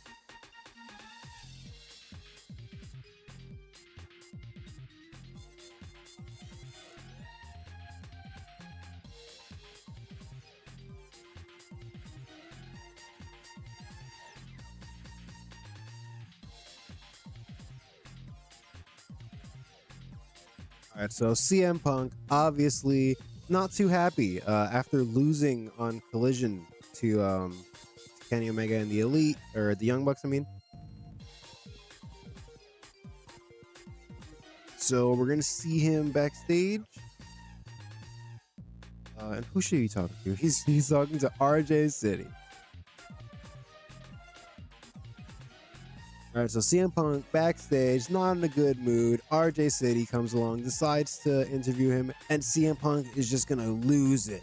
He's just gonna go off on Kenny Omega and AEW as a company and Tony Khan as a boss, and he's gonna be like, well, "Why are you interviewing me? Where's Renee? God, they're sending fucking RJ City to interview me. Do I need to run this company myself?" CM Punk is just pissed. He's just fully tilted. He's mad. Don Callis is there, like trying to calm him down, but CM Punk he's yelling at RJ City. He's storming off from the interview. You know, CM Punk mad. He's just mad.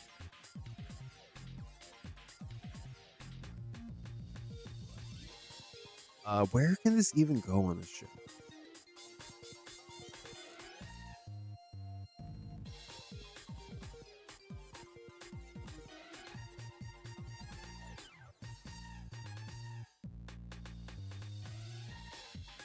About 1 minute left. We're giving it to Kento and Walter.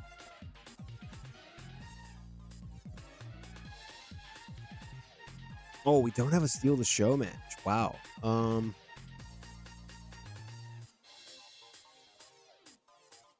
feel like it has to be this match.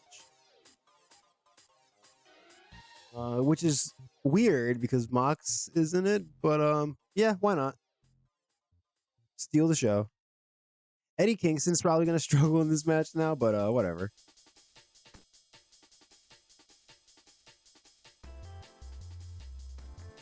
All right, so here we have it. AEW New Year's Smash 2021 Night 2. I don't know why I was struggling to say that name.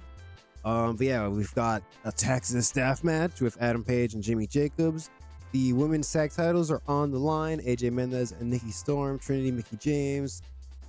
Oh, you know what we didn't do? We didn't leave any time for the women to cut a promo about how Mickey James was the secret partner.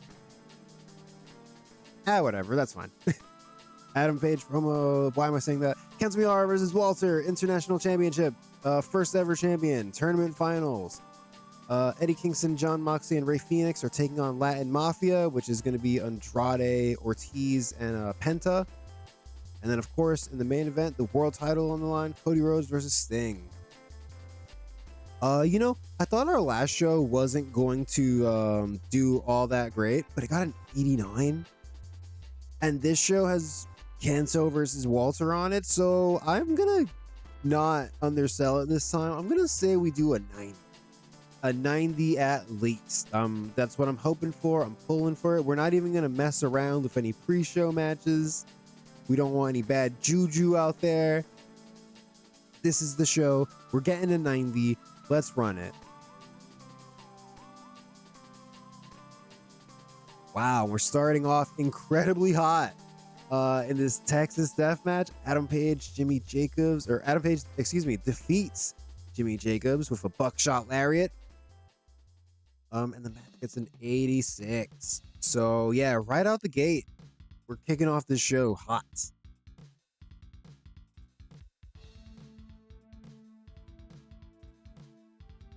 Oh, and then the show continues to be hot.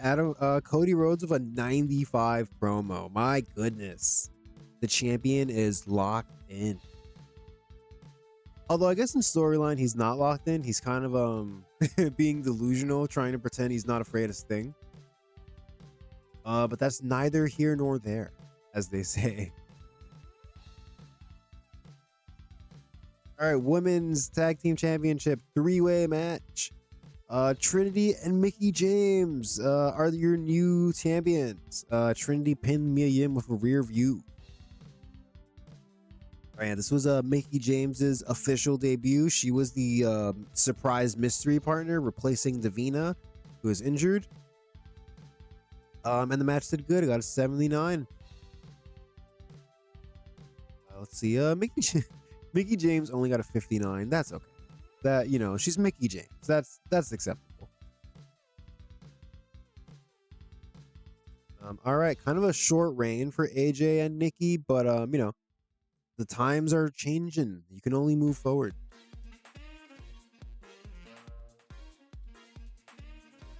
All right, we're backstage with a bloody and beaten Adam. Yeah, we're backstage with a bloody and beaten Adam Page. 81 promo.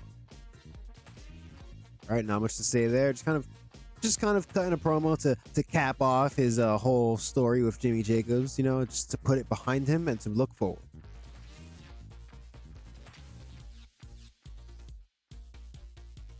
All right, and now we're backstage with a very angry CM Punk. He lost to Kenny Omega and the Young Bucks this past week or this past Monday on Collision. So yeah, he is furious at AEW, at Kenny Omega, Tony Khan, and he can't believe they send RJ City to 81. Good stuff.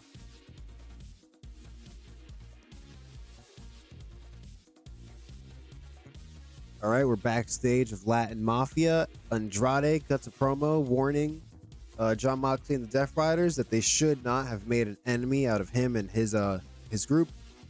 It's a 75. Decent promo. All right, I believe next is Kento Miyahara versus Walter. So everybody cross your fingers. This match has a very real possibility of hitting a 100 rating. Show me 100. Let's go. A 99. Let's go. A 99. Hell yeah.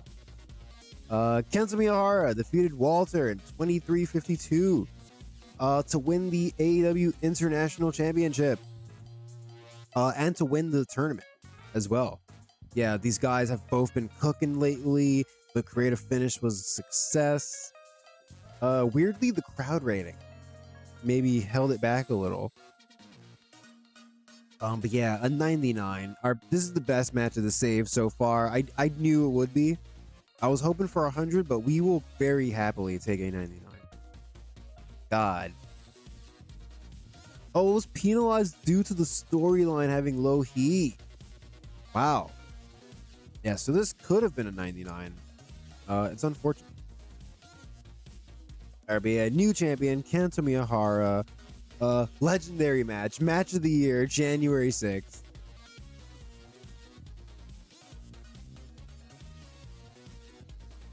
All right, and the excitement does not stop on this show because now we're backstage with Tony Khan, Maria, and the Young Bucks, and it is the announcement of the All Elite Tag League 75.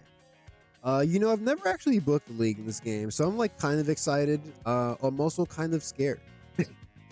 I feel like I'm bound to fuck it up somehow, but I'm gonna do my best not to. I'm gonna try. Yeah, 75. Thank you, Maria. Man, an 88 promo from backstage from Eddie Kingston and John Moxley. Ray Phoenix just kind of hanging out there. I mean, yeah, I don't know. What else would you expect from these two? All right, now let's go to this Steal the Show match. Okay, wow, an 86. All right, yeah, I thought this being a Steal the Show match might throw off John Moxley, but John Moxley did the best on his team. So what the hell do I know? Yeah, really great match. Eddie Kingston, John Moxley, and Ray Phoenix get the win when John Moxley choked out his old buddy Ortiz. All right, we're telling a story.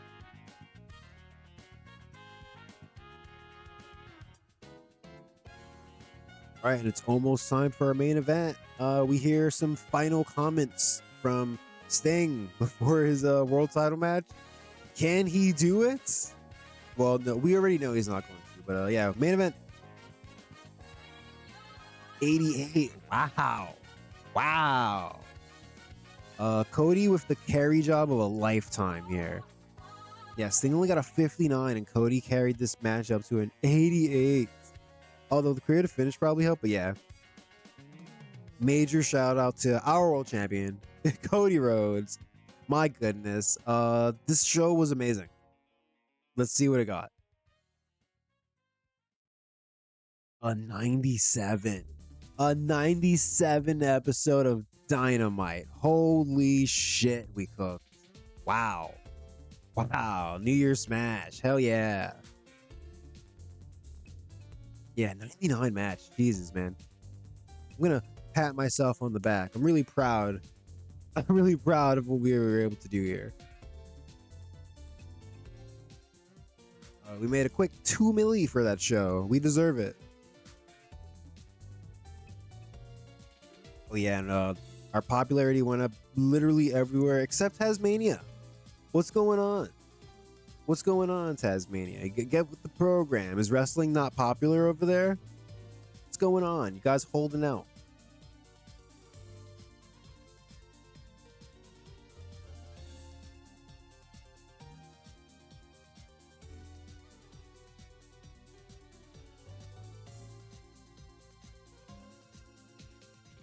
Yeah, so man, what a 2-night event. I was gonna say what a show, but really, both of these shows went extremely well for us. And I mean, I feel like that's just a testament to how popular the company has gotten and just how strong our roster is. We've got guys like Cody and Walter and Kento dropping 90s scores, and John Moxley and the Young Bucks.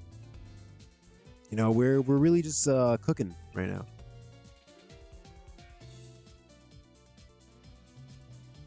We'll see how good NXT was. They were close. A 71. They were pretty close. They were off by like what? 25 points. 25 points. Is that correct? I'm gonna say that's correct. Yeah, but they were pretty close. Gotta give it to them. Keeping us on our toes. Oh, Jimmy Uso and Trish are here. Let's go.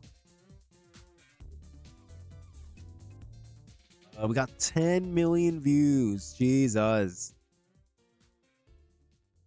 Jimmy Jacobs likes what he's hearing from Nick Jackson. Did Nick Jackson tell you to say that?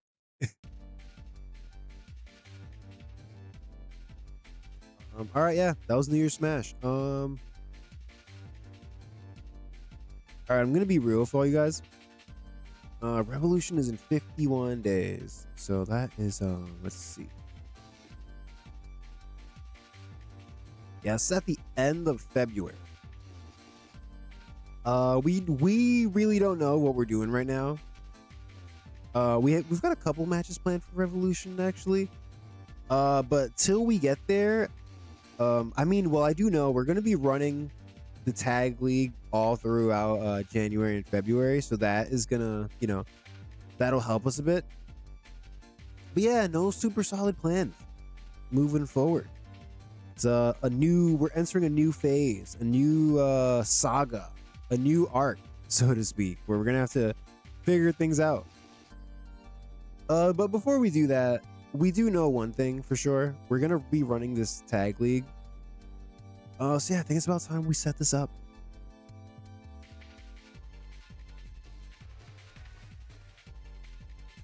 Or yeah, we can go over these blocks again. So you see in the A block, we're gonna have FTR, the Young Bucks, Best Friends, Chuck Taylor and Trent Beretta, the Usos, who are going to be making their big surprise debut very soon.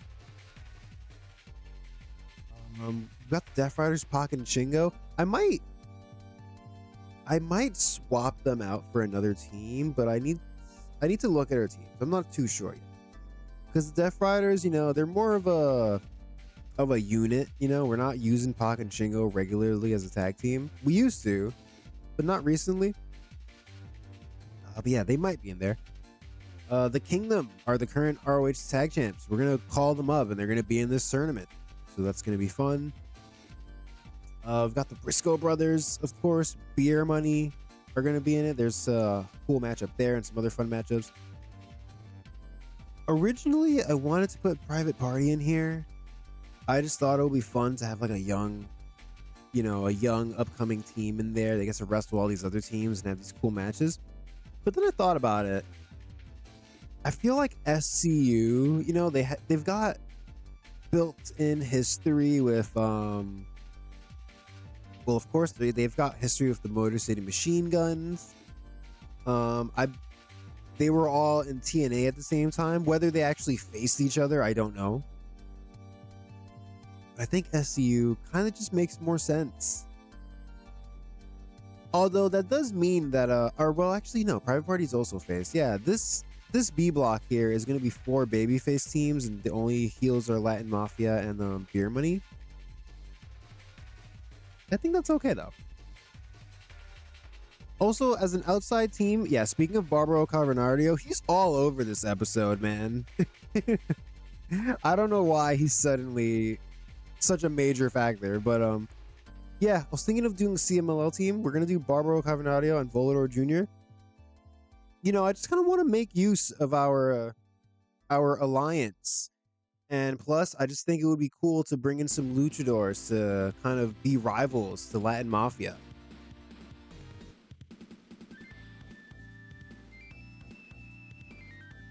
So yeah, this is what's going down. I think Pac and Shingo actually should be in this, because let's go ahead and look at the other teams. Alright, so we're looking for babyface teams. We've got Bird Reference. I like these guys. They're both really good. Not a real team. And we also don't book them very strong.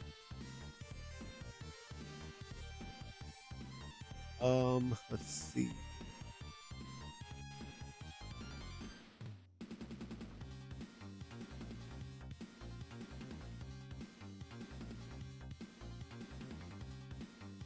We could do the end time, although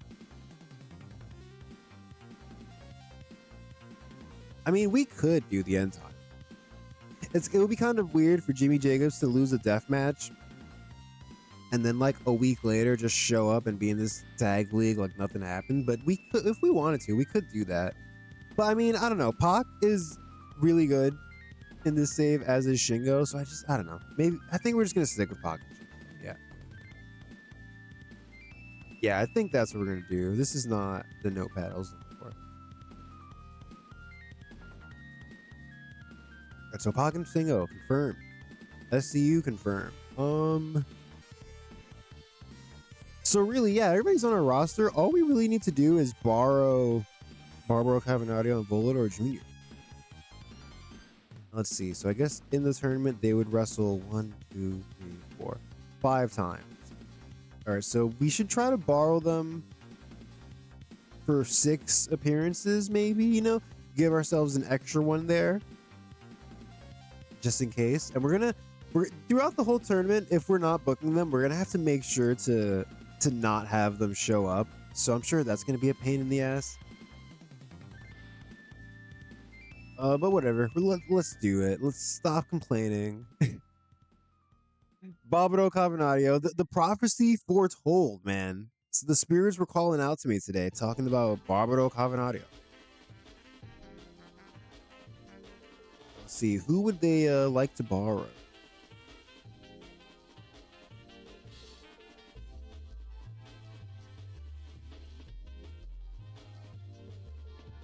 Or who would they like to borrow that I don't really need?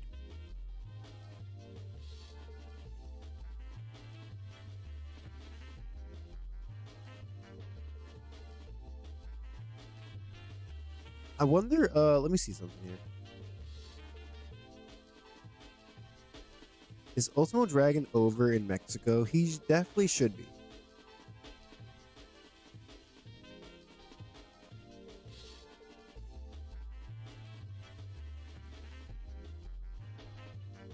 He is, yes.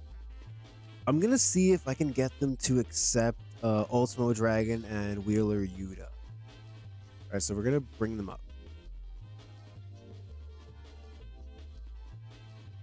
Are you going on excursion, Yuta? Are you over in Mexico?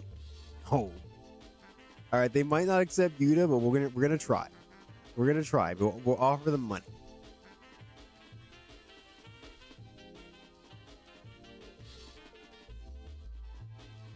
Also, can I see something? Who is more over in CMLL? Barbaro Cavernario is like in the 60s. I'm gonna assume Volador Jr. is more over than that. Oh, they're about the same. Alright, so it doesn't really matter.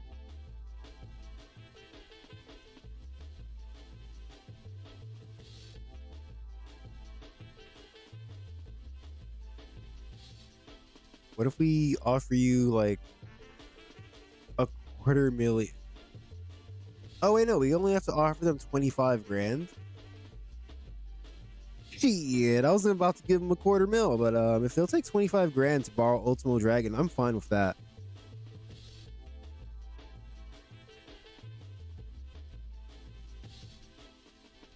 All right, so we've got Volador Jr. on our roster. He's going to be here for 6 appearances. We need to use them wisely. Oh, he's better as a heel, but we're going to use him as a Technico for now.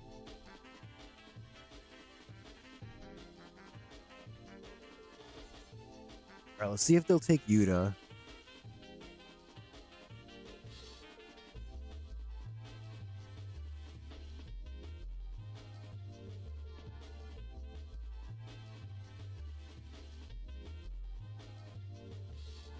Oh man, not even for a $250,000.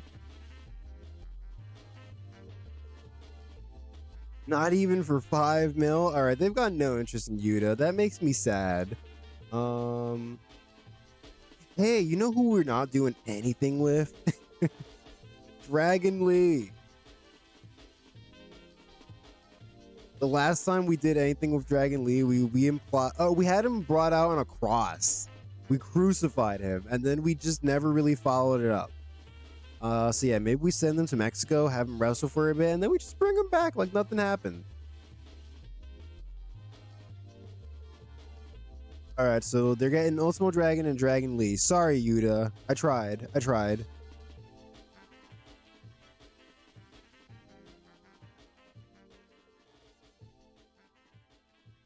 All right, so now that that's done.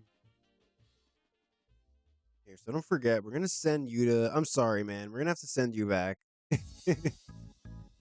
I'm sorry. CMLL didn't want you.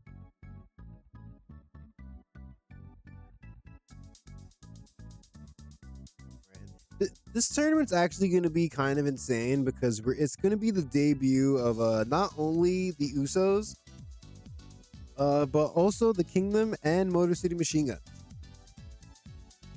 So yeah, this is going to be a wild tournament.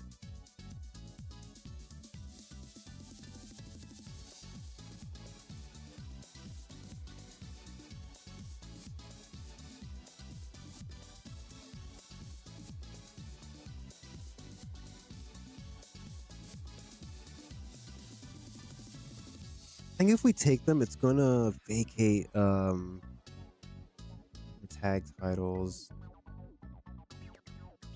All right, whatever, man. It has to be done. Mike Bennett was a double champion. Also, get the hell out of here, man.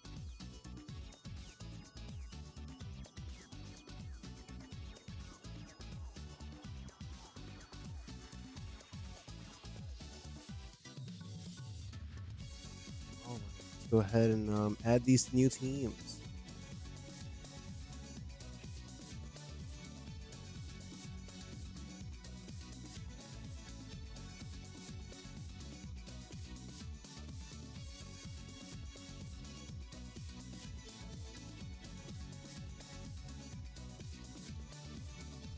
All right, the Motor City Machine Guns are officially in AEW. The Kingdom might get sent back to the ROH after the tournament's over. I haven't decided yet, but they're here for now.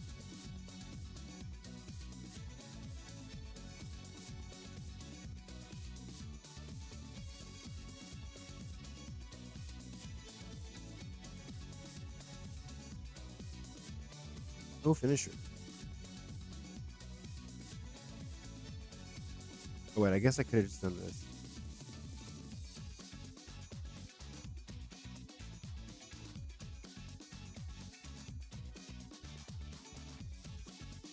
And the other two, we're not going to make an official. All right, so let's go ahead and set up this league.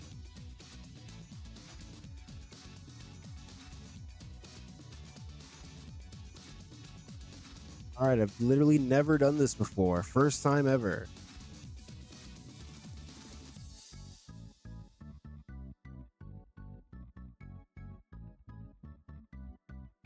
Can we not do a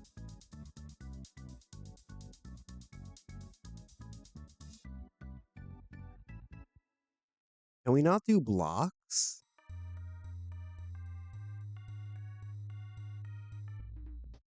Like, are we gonna have to make the A block and the B block separate tournaments? I guess.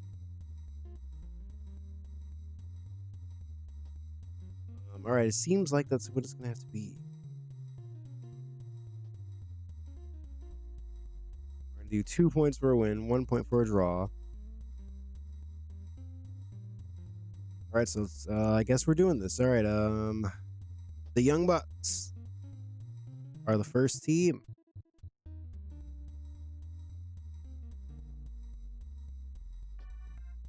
And then, of course, FTR are in this block. Let's see. I already forgot everybody else. So we got the Best Friends. Oh, I didn't make the Usos a team. Damn. All right, I'm gonna have to do that.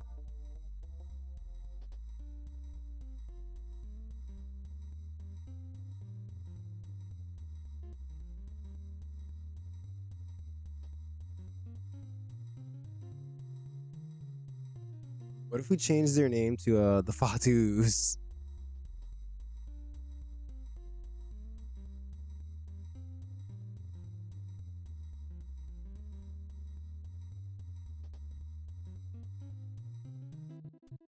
Oh my God, could it be? It's Josh and John Fatu. Ugh, not just doesn't hit as good as Jimmy and Jay.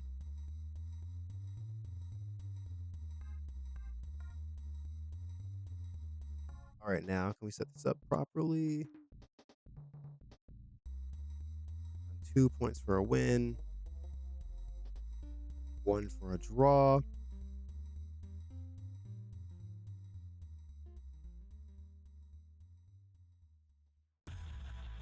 All right, this is A block. So first team, we've got the Young Bucks, we've got FTR, we've got Best Friends, we've got the Fatus. I don't know if the Death Riders are a team. No, okay.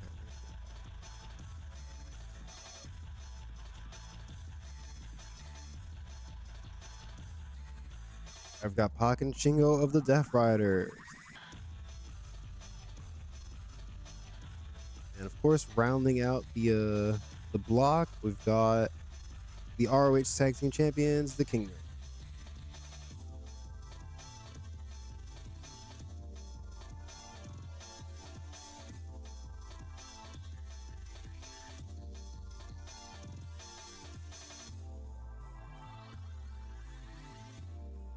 All right, All Elite Tag League in 2021 A block is set.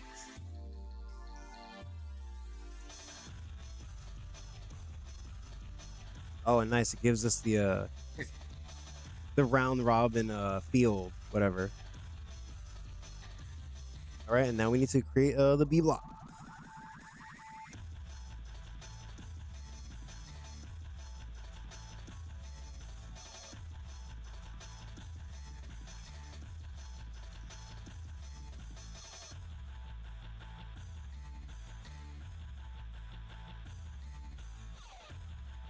All right, the B block. We've got the Briscoes starting things off. Up next, we've got the former multiple-time TNA Impact champions, Beer Money. Let's see. Can I remember who's in this in my own tournament? Up next, we have a team that I'm going to find out right now. Oh, how could I forget? SCU. Which SCU is it actually though? Okay, we want SCU 2. Christopher Daniels, Frankie Kazarian. Congratulations, you're in the tournament.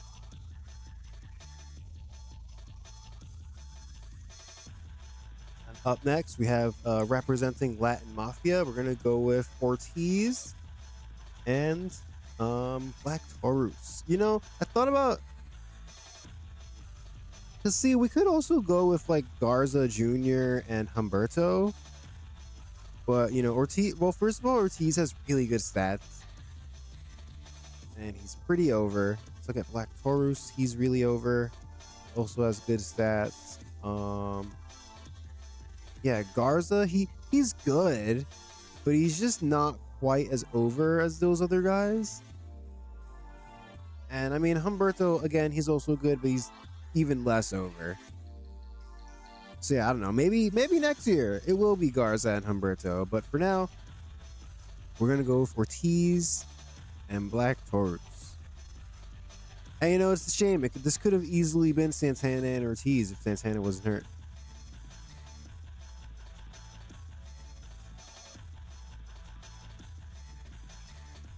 Okay, now who else is in there? Oh, how could I forget? The Motor City Machine Guns, of course. How could I forget? Man, they're gonna wrestle the Briscoe brothers. Oh, geez. And we round out the field with two imported talents from CMLL. We've got Barbaro Cavernario and Volador Jr. All right, this is going to be the B block. Oh, whoops. All right, 2 points for win, 1 for a draw. Good thing I caught that. Let's go ahead and create that tournament. All right, so here we go. We've got our 2 blocks. We're set up for this big tournament that is going to occupy us for the next 2 months in game time. So in real life, that might be 6. 6 months. We'll see. All right, so now that this is done, what else do we need to do? I did notice that we have a dark taping coming up. You know what? Yeah, how about it? How about we before we finish up this episode, how about we book some dark? And then the next episode, when we come in fresh, we're gonna have the tournament to look forward to, the tag tournament. It's gonna be good, and hopefully I'll figure out whatever the hell else we're doing.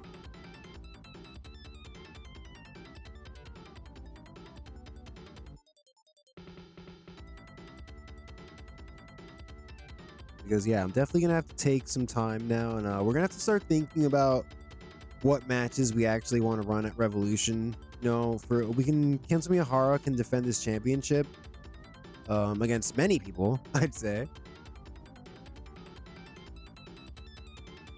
A Dragon Rojo Jr. Ooh, this guy's pretty good actually. They're our partners though, so yeah, we won't interfere.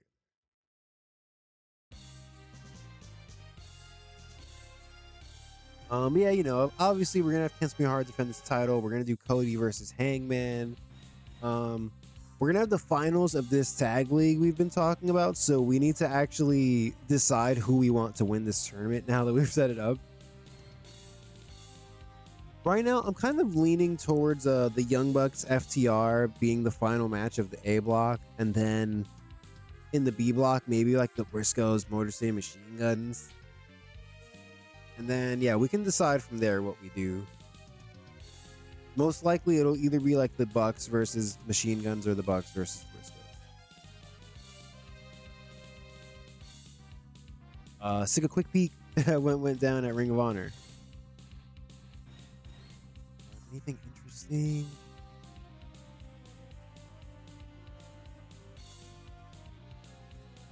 Not really. Roxy got booked.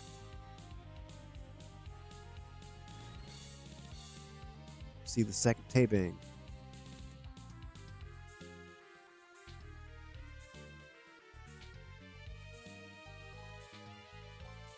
Nothing too. Oh, Suri got booked this time. All right.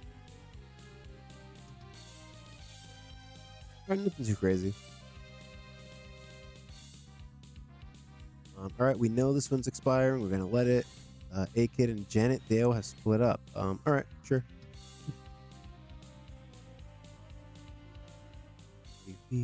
Timothy Thatcher broke his nose. It sucks. Oh, I forgot we were doing this. All right. Thanks, Daisy. All right, she can just stay in ROH. All right, so this is going to be fun. We've had these big shows where we knew exactly what we were doing.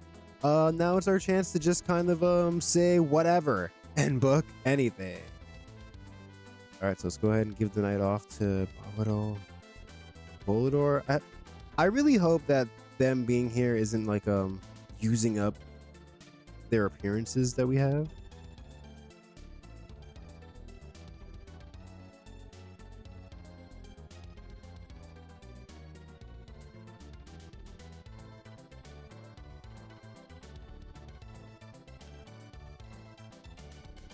Yeah, I think for Dark, we're just gonna keep it to the southeast for now. We're not drawing too many fans for it, so I think we'll just stay in our home base, so to speak.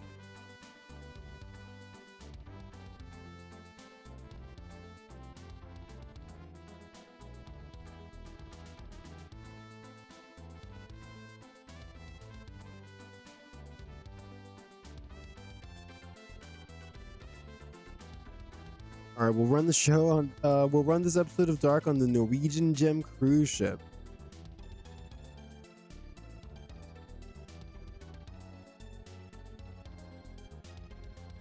Kind of weird to book a cruise ship in January, but I didn't think about that until now. Oh, Timothy Thatcher, even though he broke his nose, he's like, if you guys thought you were getting out of this poker tournament, you thought wrong. Get the hell in here. All right.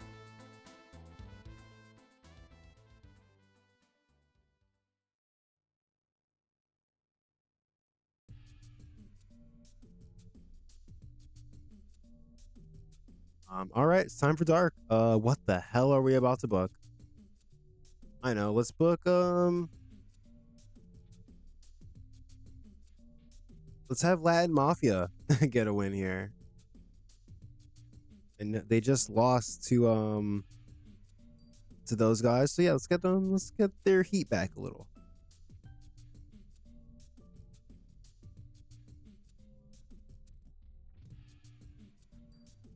Let's get them some guys to beat.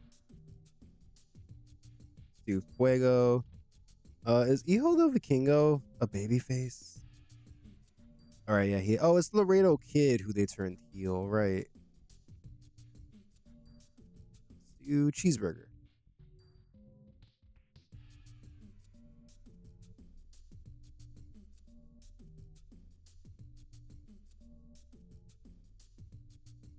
Actually, I was just saying that we need to get Garza and Humberto more over, so actually let's put them in this match.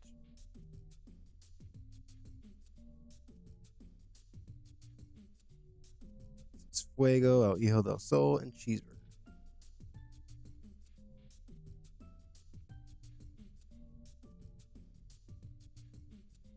A 10-minute match. Let's give the win to Garza.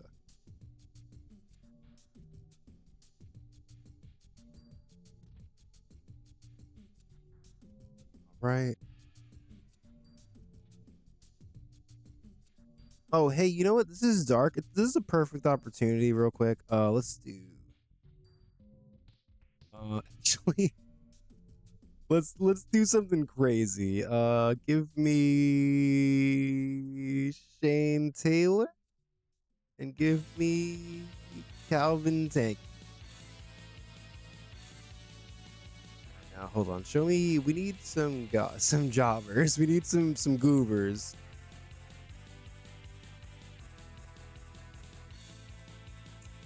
Top Flight, I am so sorry for what I am about to book you in.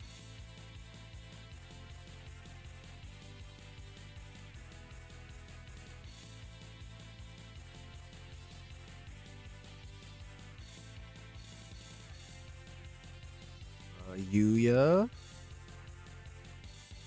Damn, dude. Alright, screw it. Let's get Jungle Boy and Luchasaurus in there. And you're probably thinking to yourself, 5 jobbers? 5 jobbers? What the hell is this guy about to book? Well, I present to you the Joe Doering Memorial 5-on-5 Domination Squash. So we've got Joe Doering, we've got his boys, Brian Cage, Moose, and they're teaming with a couple of other big fellas, Shane Taylor and Calvin Tankman. Just 5 beefy boys on the side. And they're taking on Dante Martin, Darius Martin, Yuya Uemura, Jungle Boy, and Luchasaurus. A mismatch, if I ever saw one. All right, but no, yeah, this is going to be our Joe Doering tribute match. These 5 Goliaths are just going to get in there and destroy these poor guys.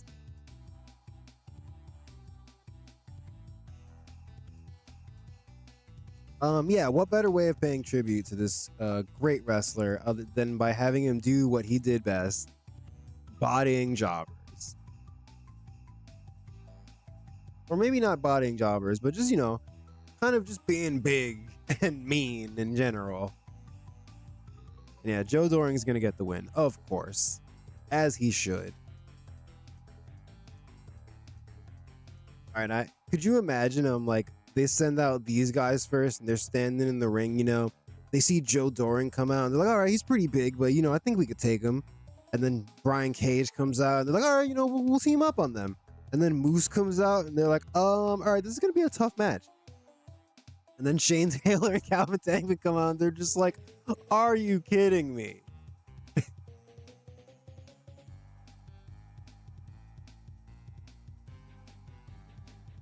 All right, man. Rest in power, Joe Doering. Rest in power.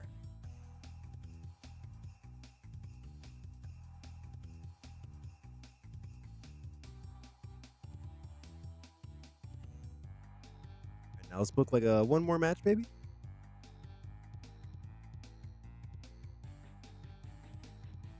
Who do we want to give a match to?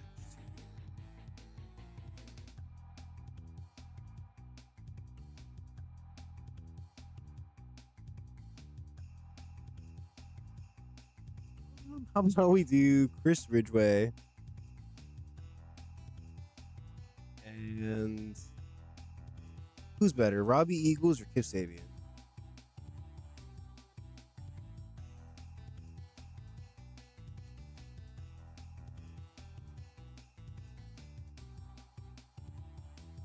Yeah, I like how we're getting like the entire ROH roster on this episode.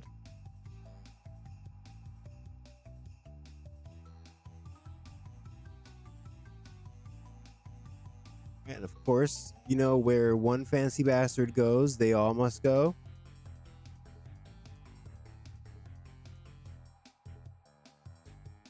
All right, so we're gonna end this episode on a weird heel versus heel tag match.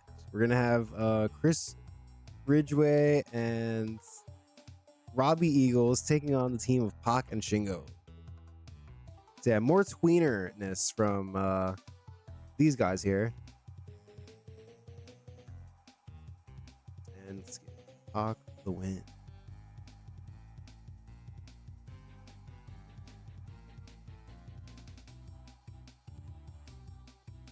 Hip and Julia at ringside.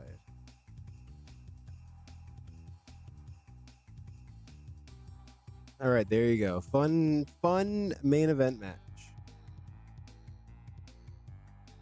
Robbie Eagles is being used too much. Damn.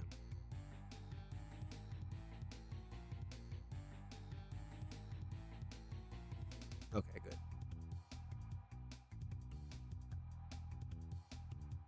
All right, now let's get some promos going. I think Pac has mic skills, right? Kind of.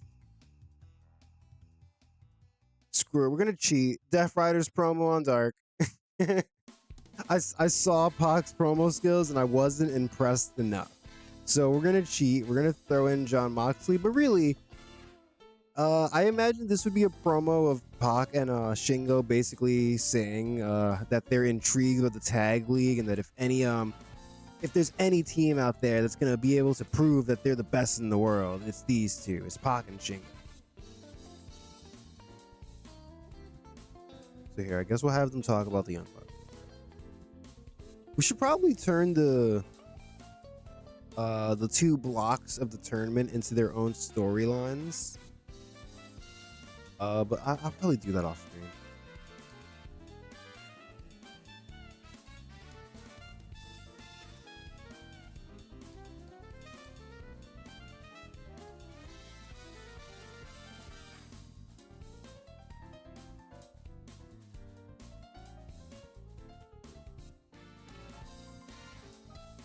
Got like 15 minutes to kill on the show, so we're gonna make this a 4-minute.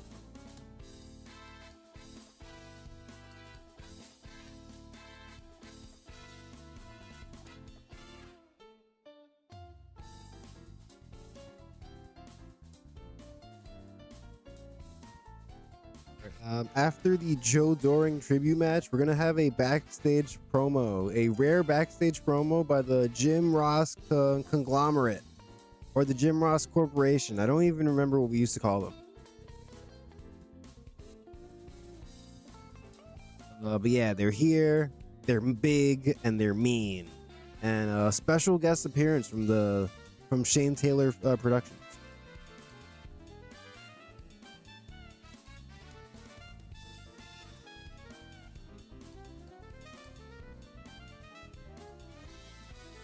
All right, once again, R.I.P. Joe Doring.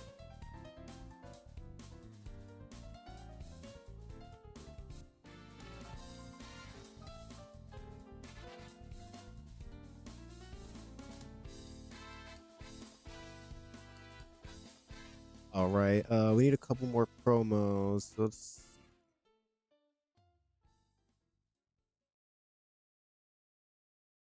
You know, we're gonna, even though this is dark, we're gonna give Bryan Danielson a quick 3-minute promo. Just kind of him. I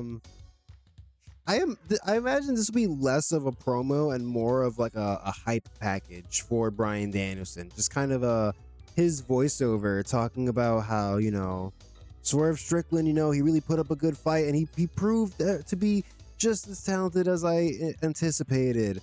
But at the end of the day, experience will always overcome youth. And, you know, it's still my time right now. You know, my time's not up yet. Or something.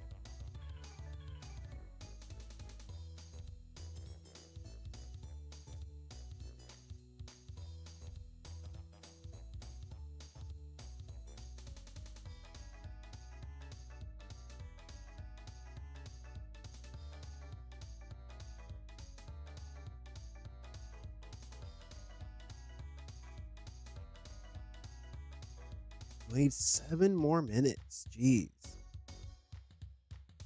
What if we give 1 more minute to this match? We need 6 more. Who can cut a promo for 6 minutes? Eddie Kingston. Why not?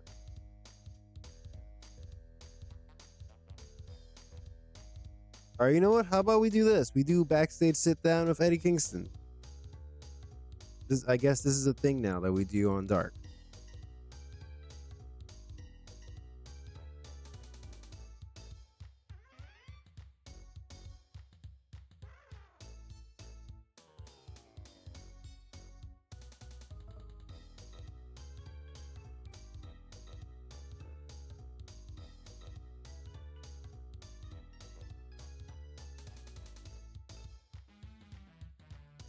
Sit down with Renee.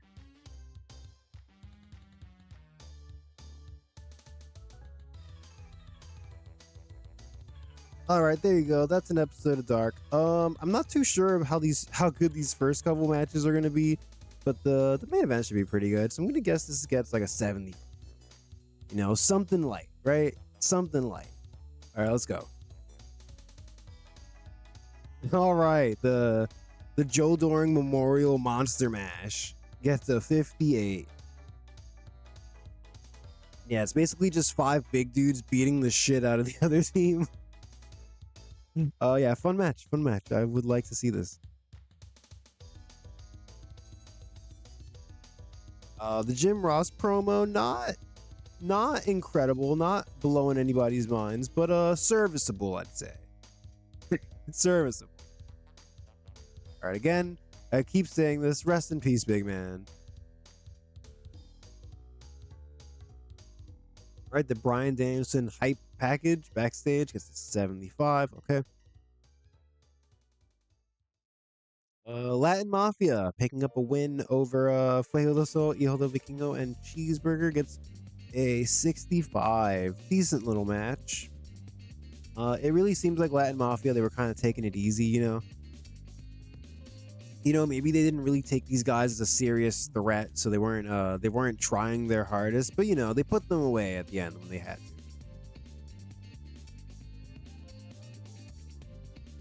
All right, 6-minute backstage sit-down interview with Eddie Kingston gets a 78. All right, he's essentially just chronicling everything that's gone on in this feud, in his feud against Latin Mafia up till now. All right, Death Riders promo on Dark. It's an 88. My God, we shouldn't be allowed to book major stars on Dark. It really does feel like cheating. All right, main event. 72. Okay. Yeah, good match. Pac and Shingo. They defeat Chris Ridgway and Robbie Eagles. Gets to 72. Yeah, it also seems like Pac and Shingo were holding back because it's Dark, but that's okay. All right, we should tweak Shingo's gimmick.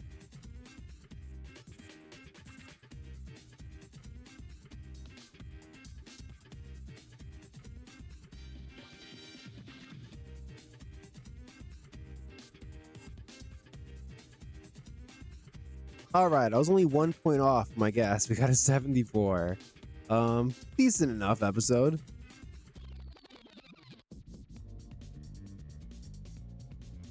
Andrade hanging out with Darius Martin. Oh no. They're gonna start doing the LFO angle, but instead of Private Party, it's gonna be Top Flight. Oh no.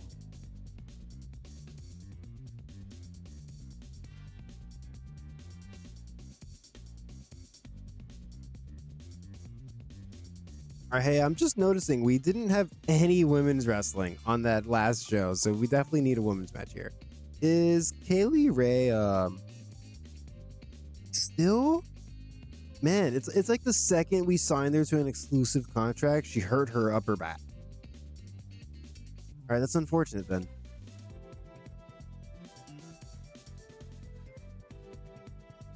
All right, how about we do? Let's do a 3-on-3. All right, me the V. Here, let's grab some people first.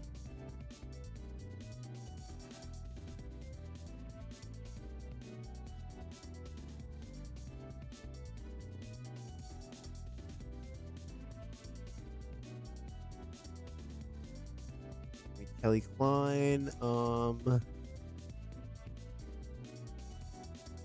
We have Katarina Waters, so I'm sure we have somebody else we could use too. Right, give me Davina, and give me Trinity and Mickey James. Yeah, what a squad for Dark. All right, they're taking on Kelly Klein, Katarina Waters, and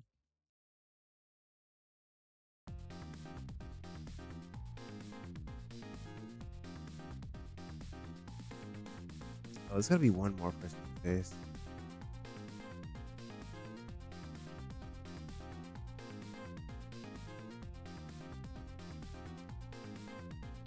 Let me see. We're gonna have to grab one more person. We'll leave Adam Page there for a second.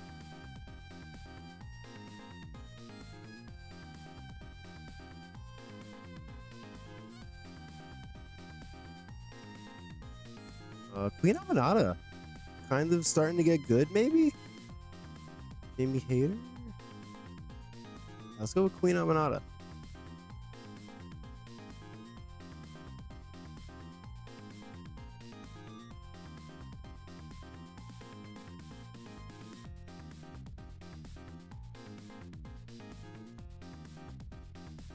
All right, women's action.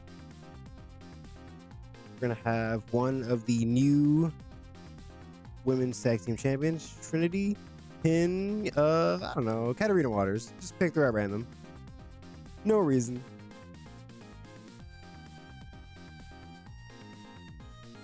All right, cool. Let's give them a promo. We didn't have any time to give any of them a promo on New Year's Smash, so we'll give them one here.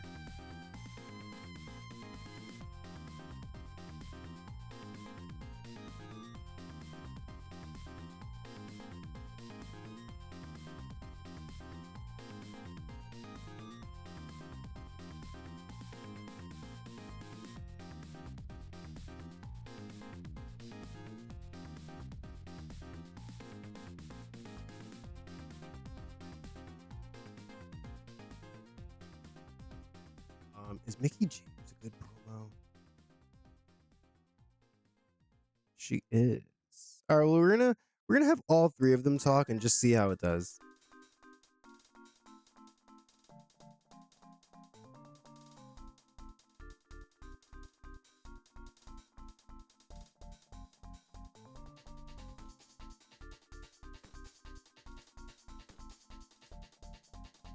I'm gonna be talking about AJ and Nikki Storm.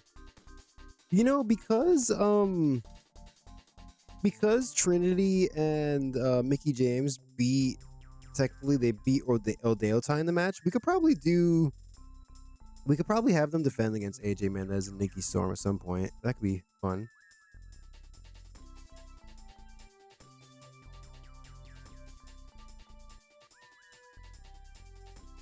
All right, what else do we want to do? Oh, I have an idea for a good match.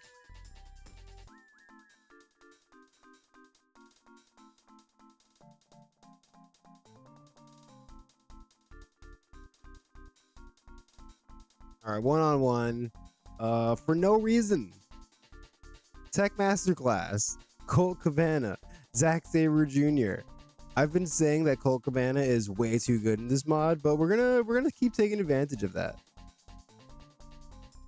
15 minutes might be too much, but a 15-minute Tech Masterclass, and we're gonna have Zack Sabre Jr. get a tainted win.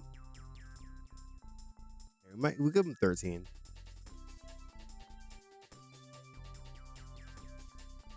All right, so yeah, a match that's way too good to be on Dark.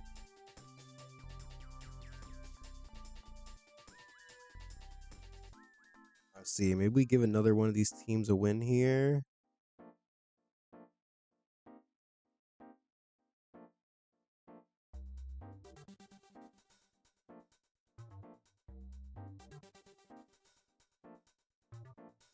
Here, we'll do this. We're just using the entire ROH roster.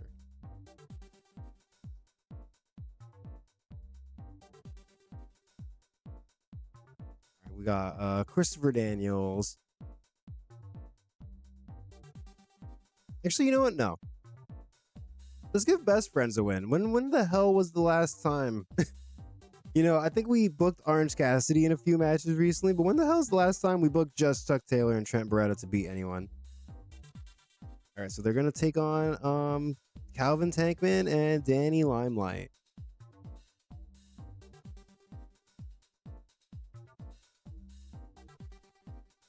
We're gonna have Chuck Taylor pick up the win.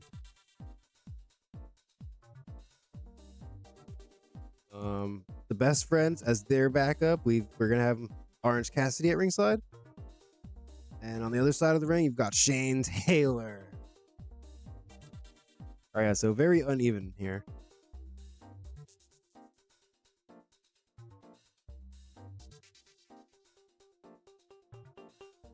Probably main event actually.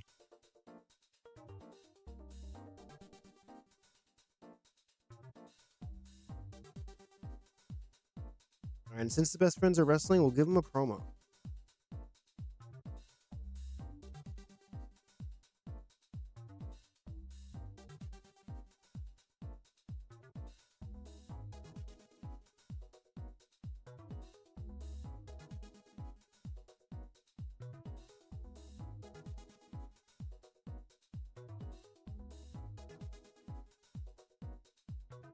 All right, they're gonna cut a hype promo about how excited they are to finally get an opportunity to show that they're not just here because they're handsome and funny and talented. They can also win matches.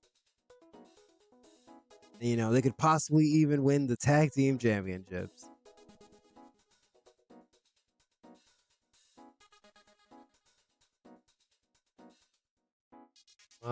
Anyone who talks about the tournament, we're just gonna have them talk about the Young Bucks for now. And yeah, we'll eventually we'll make the two blocks into their own storylines.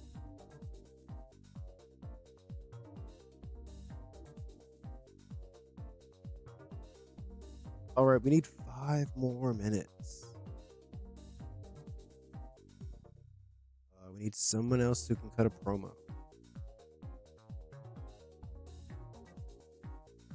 See, should any of the teams cut a promo? You know what? Instead of giving SCU a match, we'll just give them a promo.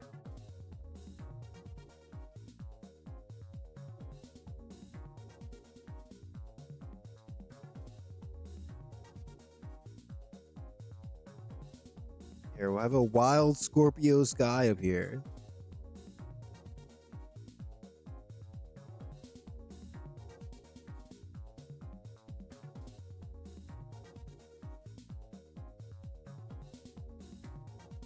I think we had 5 minutes left to book, so we're gonna give them 5 minutes.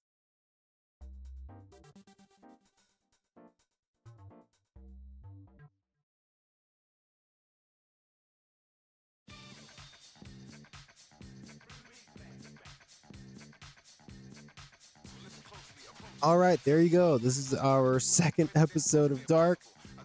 This one, like low-key, has the potential to be actually really good. Zack Sabre Jr. and Colt Cabana should probably be a really good match. It should probably be the main event, actually. Yeah. Yeah, how about we do this?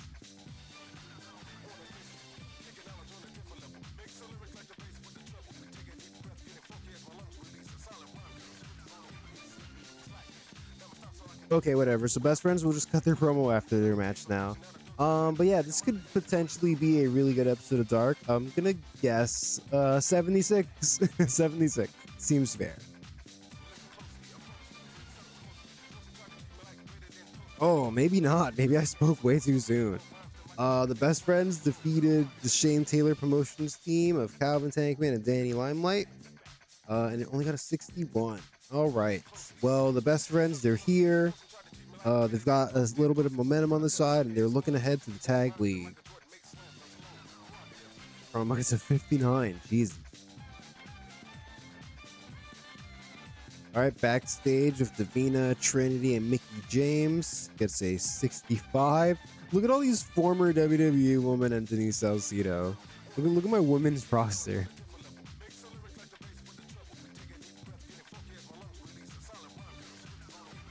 All right, 6-woman tag match. Guess say 61. All right.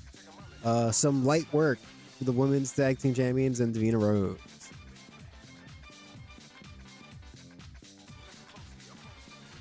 SCU cutting a 5-minute promo, getting a 71. Yeah, and again, just like Best Friends, they were kind of just hyping themselves up and talking about the All Elite Tag League, which will already have started by the time this episode airs. All right, and on our main event, Tech Masterclass gets a 76. I'm surprised we didn't get penalized for this being poorly placed on the show. I think that's more because the show, the crowd just was not that hot. So there you go. 76, Tech Masterclass. Zack Sabre Jr. comes out on top.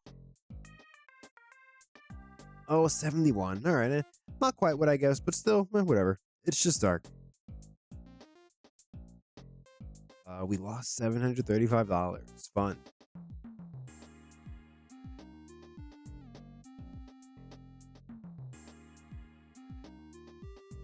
All right, so I think that's gonna do it for this episode.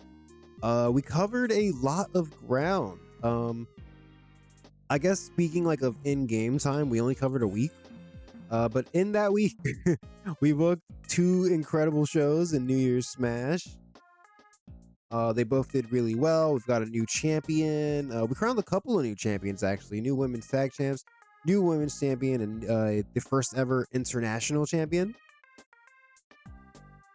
So yeah, that was all really good. We set up our big tag league, which is going to be a central point of focus moving forward. And then we booked a couple of episodes of Dark. So yeah, all in all, I'd say this was a good episode. Let's take a look at Funaki real quick. Oh, he's not even that bad. He's not even that bad.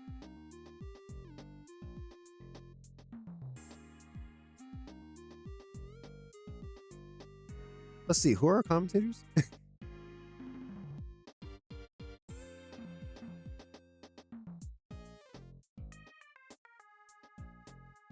What if we put Funaki on Dark instead of like Alice in Danger? I mean, is he better than her? He's better than her by like a point.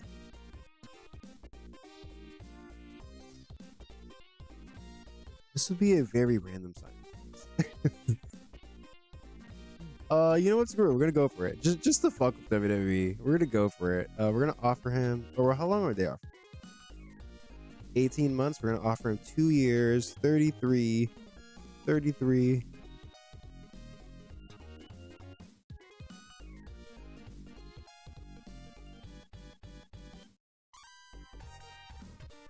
What if we offer you 35?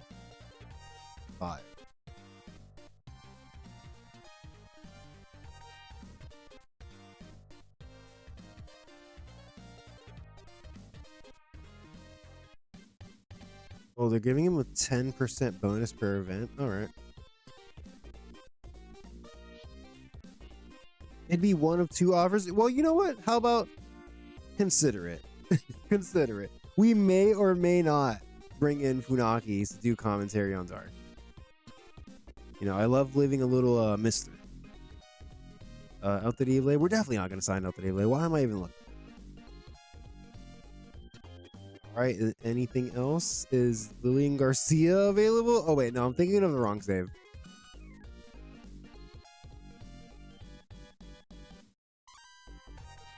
All right, and that's going to do it for this episode. I'm going to stop clicking things. I'm going to stop moving my mouse. And I am going to say thank you so much for watching. If you enjoyed this, please like the video, subscribe to the channel, leave a comment, and you can catch me on Twitch at @EHoldAmigo. If you watch this or the CMLL series, I really appreciate you. And you know, Forbidden Doors coming up tonight. I hope it was good. If you've watched this on YouTube, that means it already happened. I hope it was good. All right, everybody, take it easy. I will catch you next time.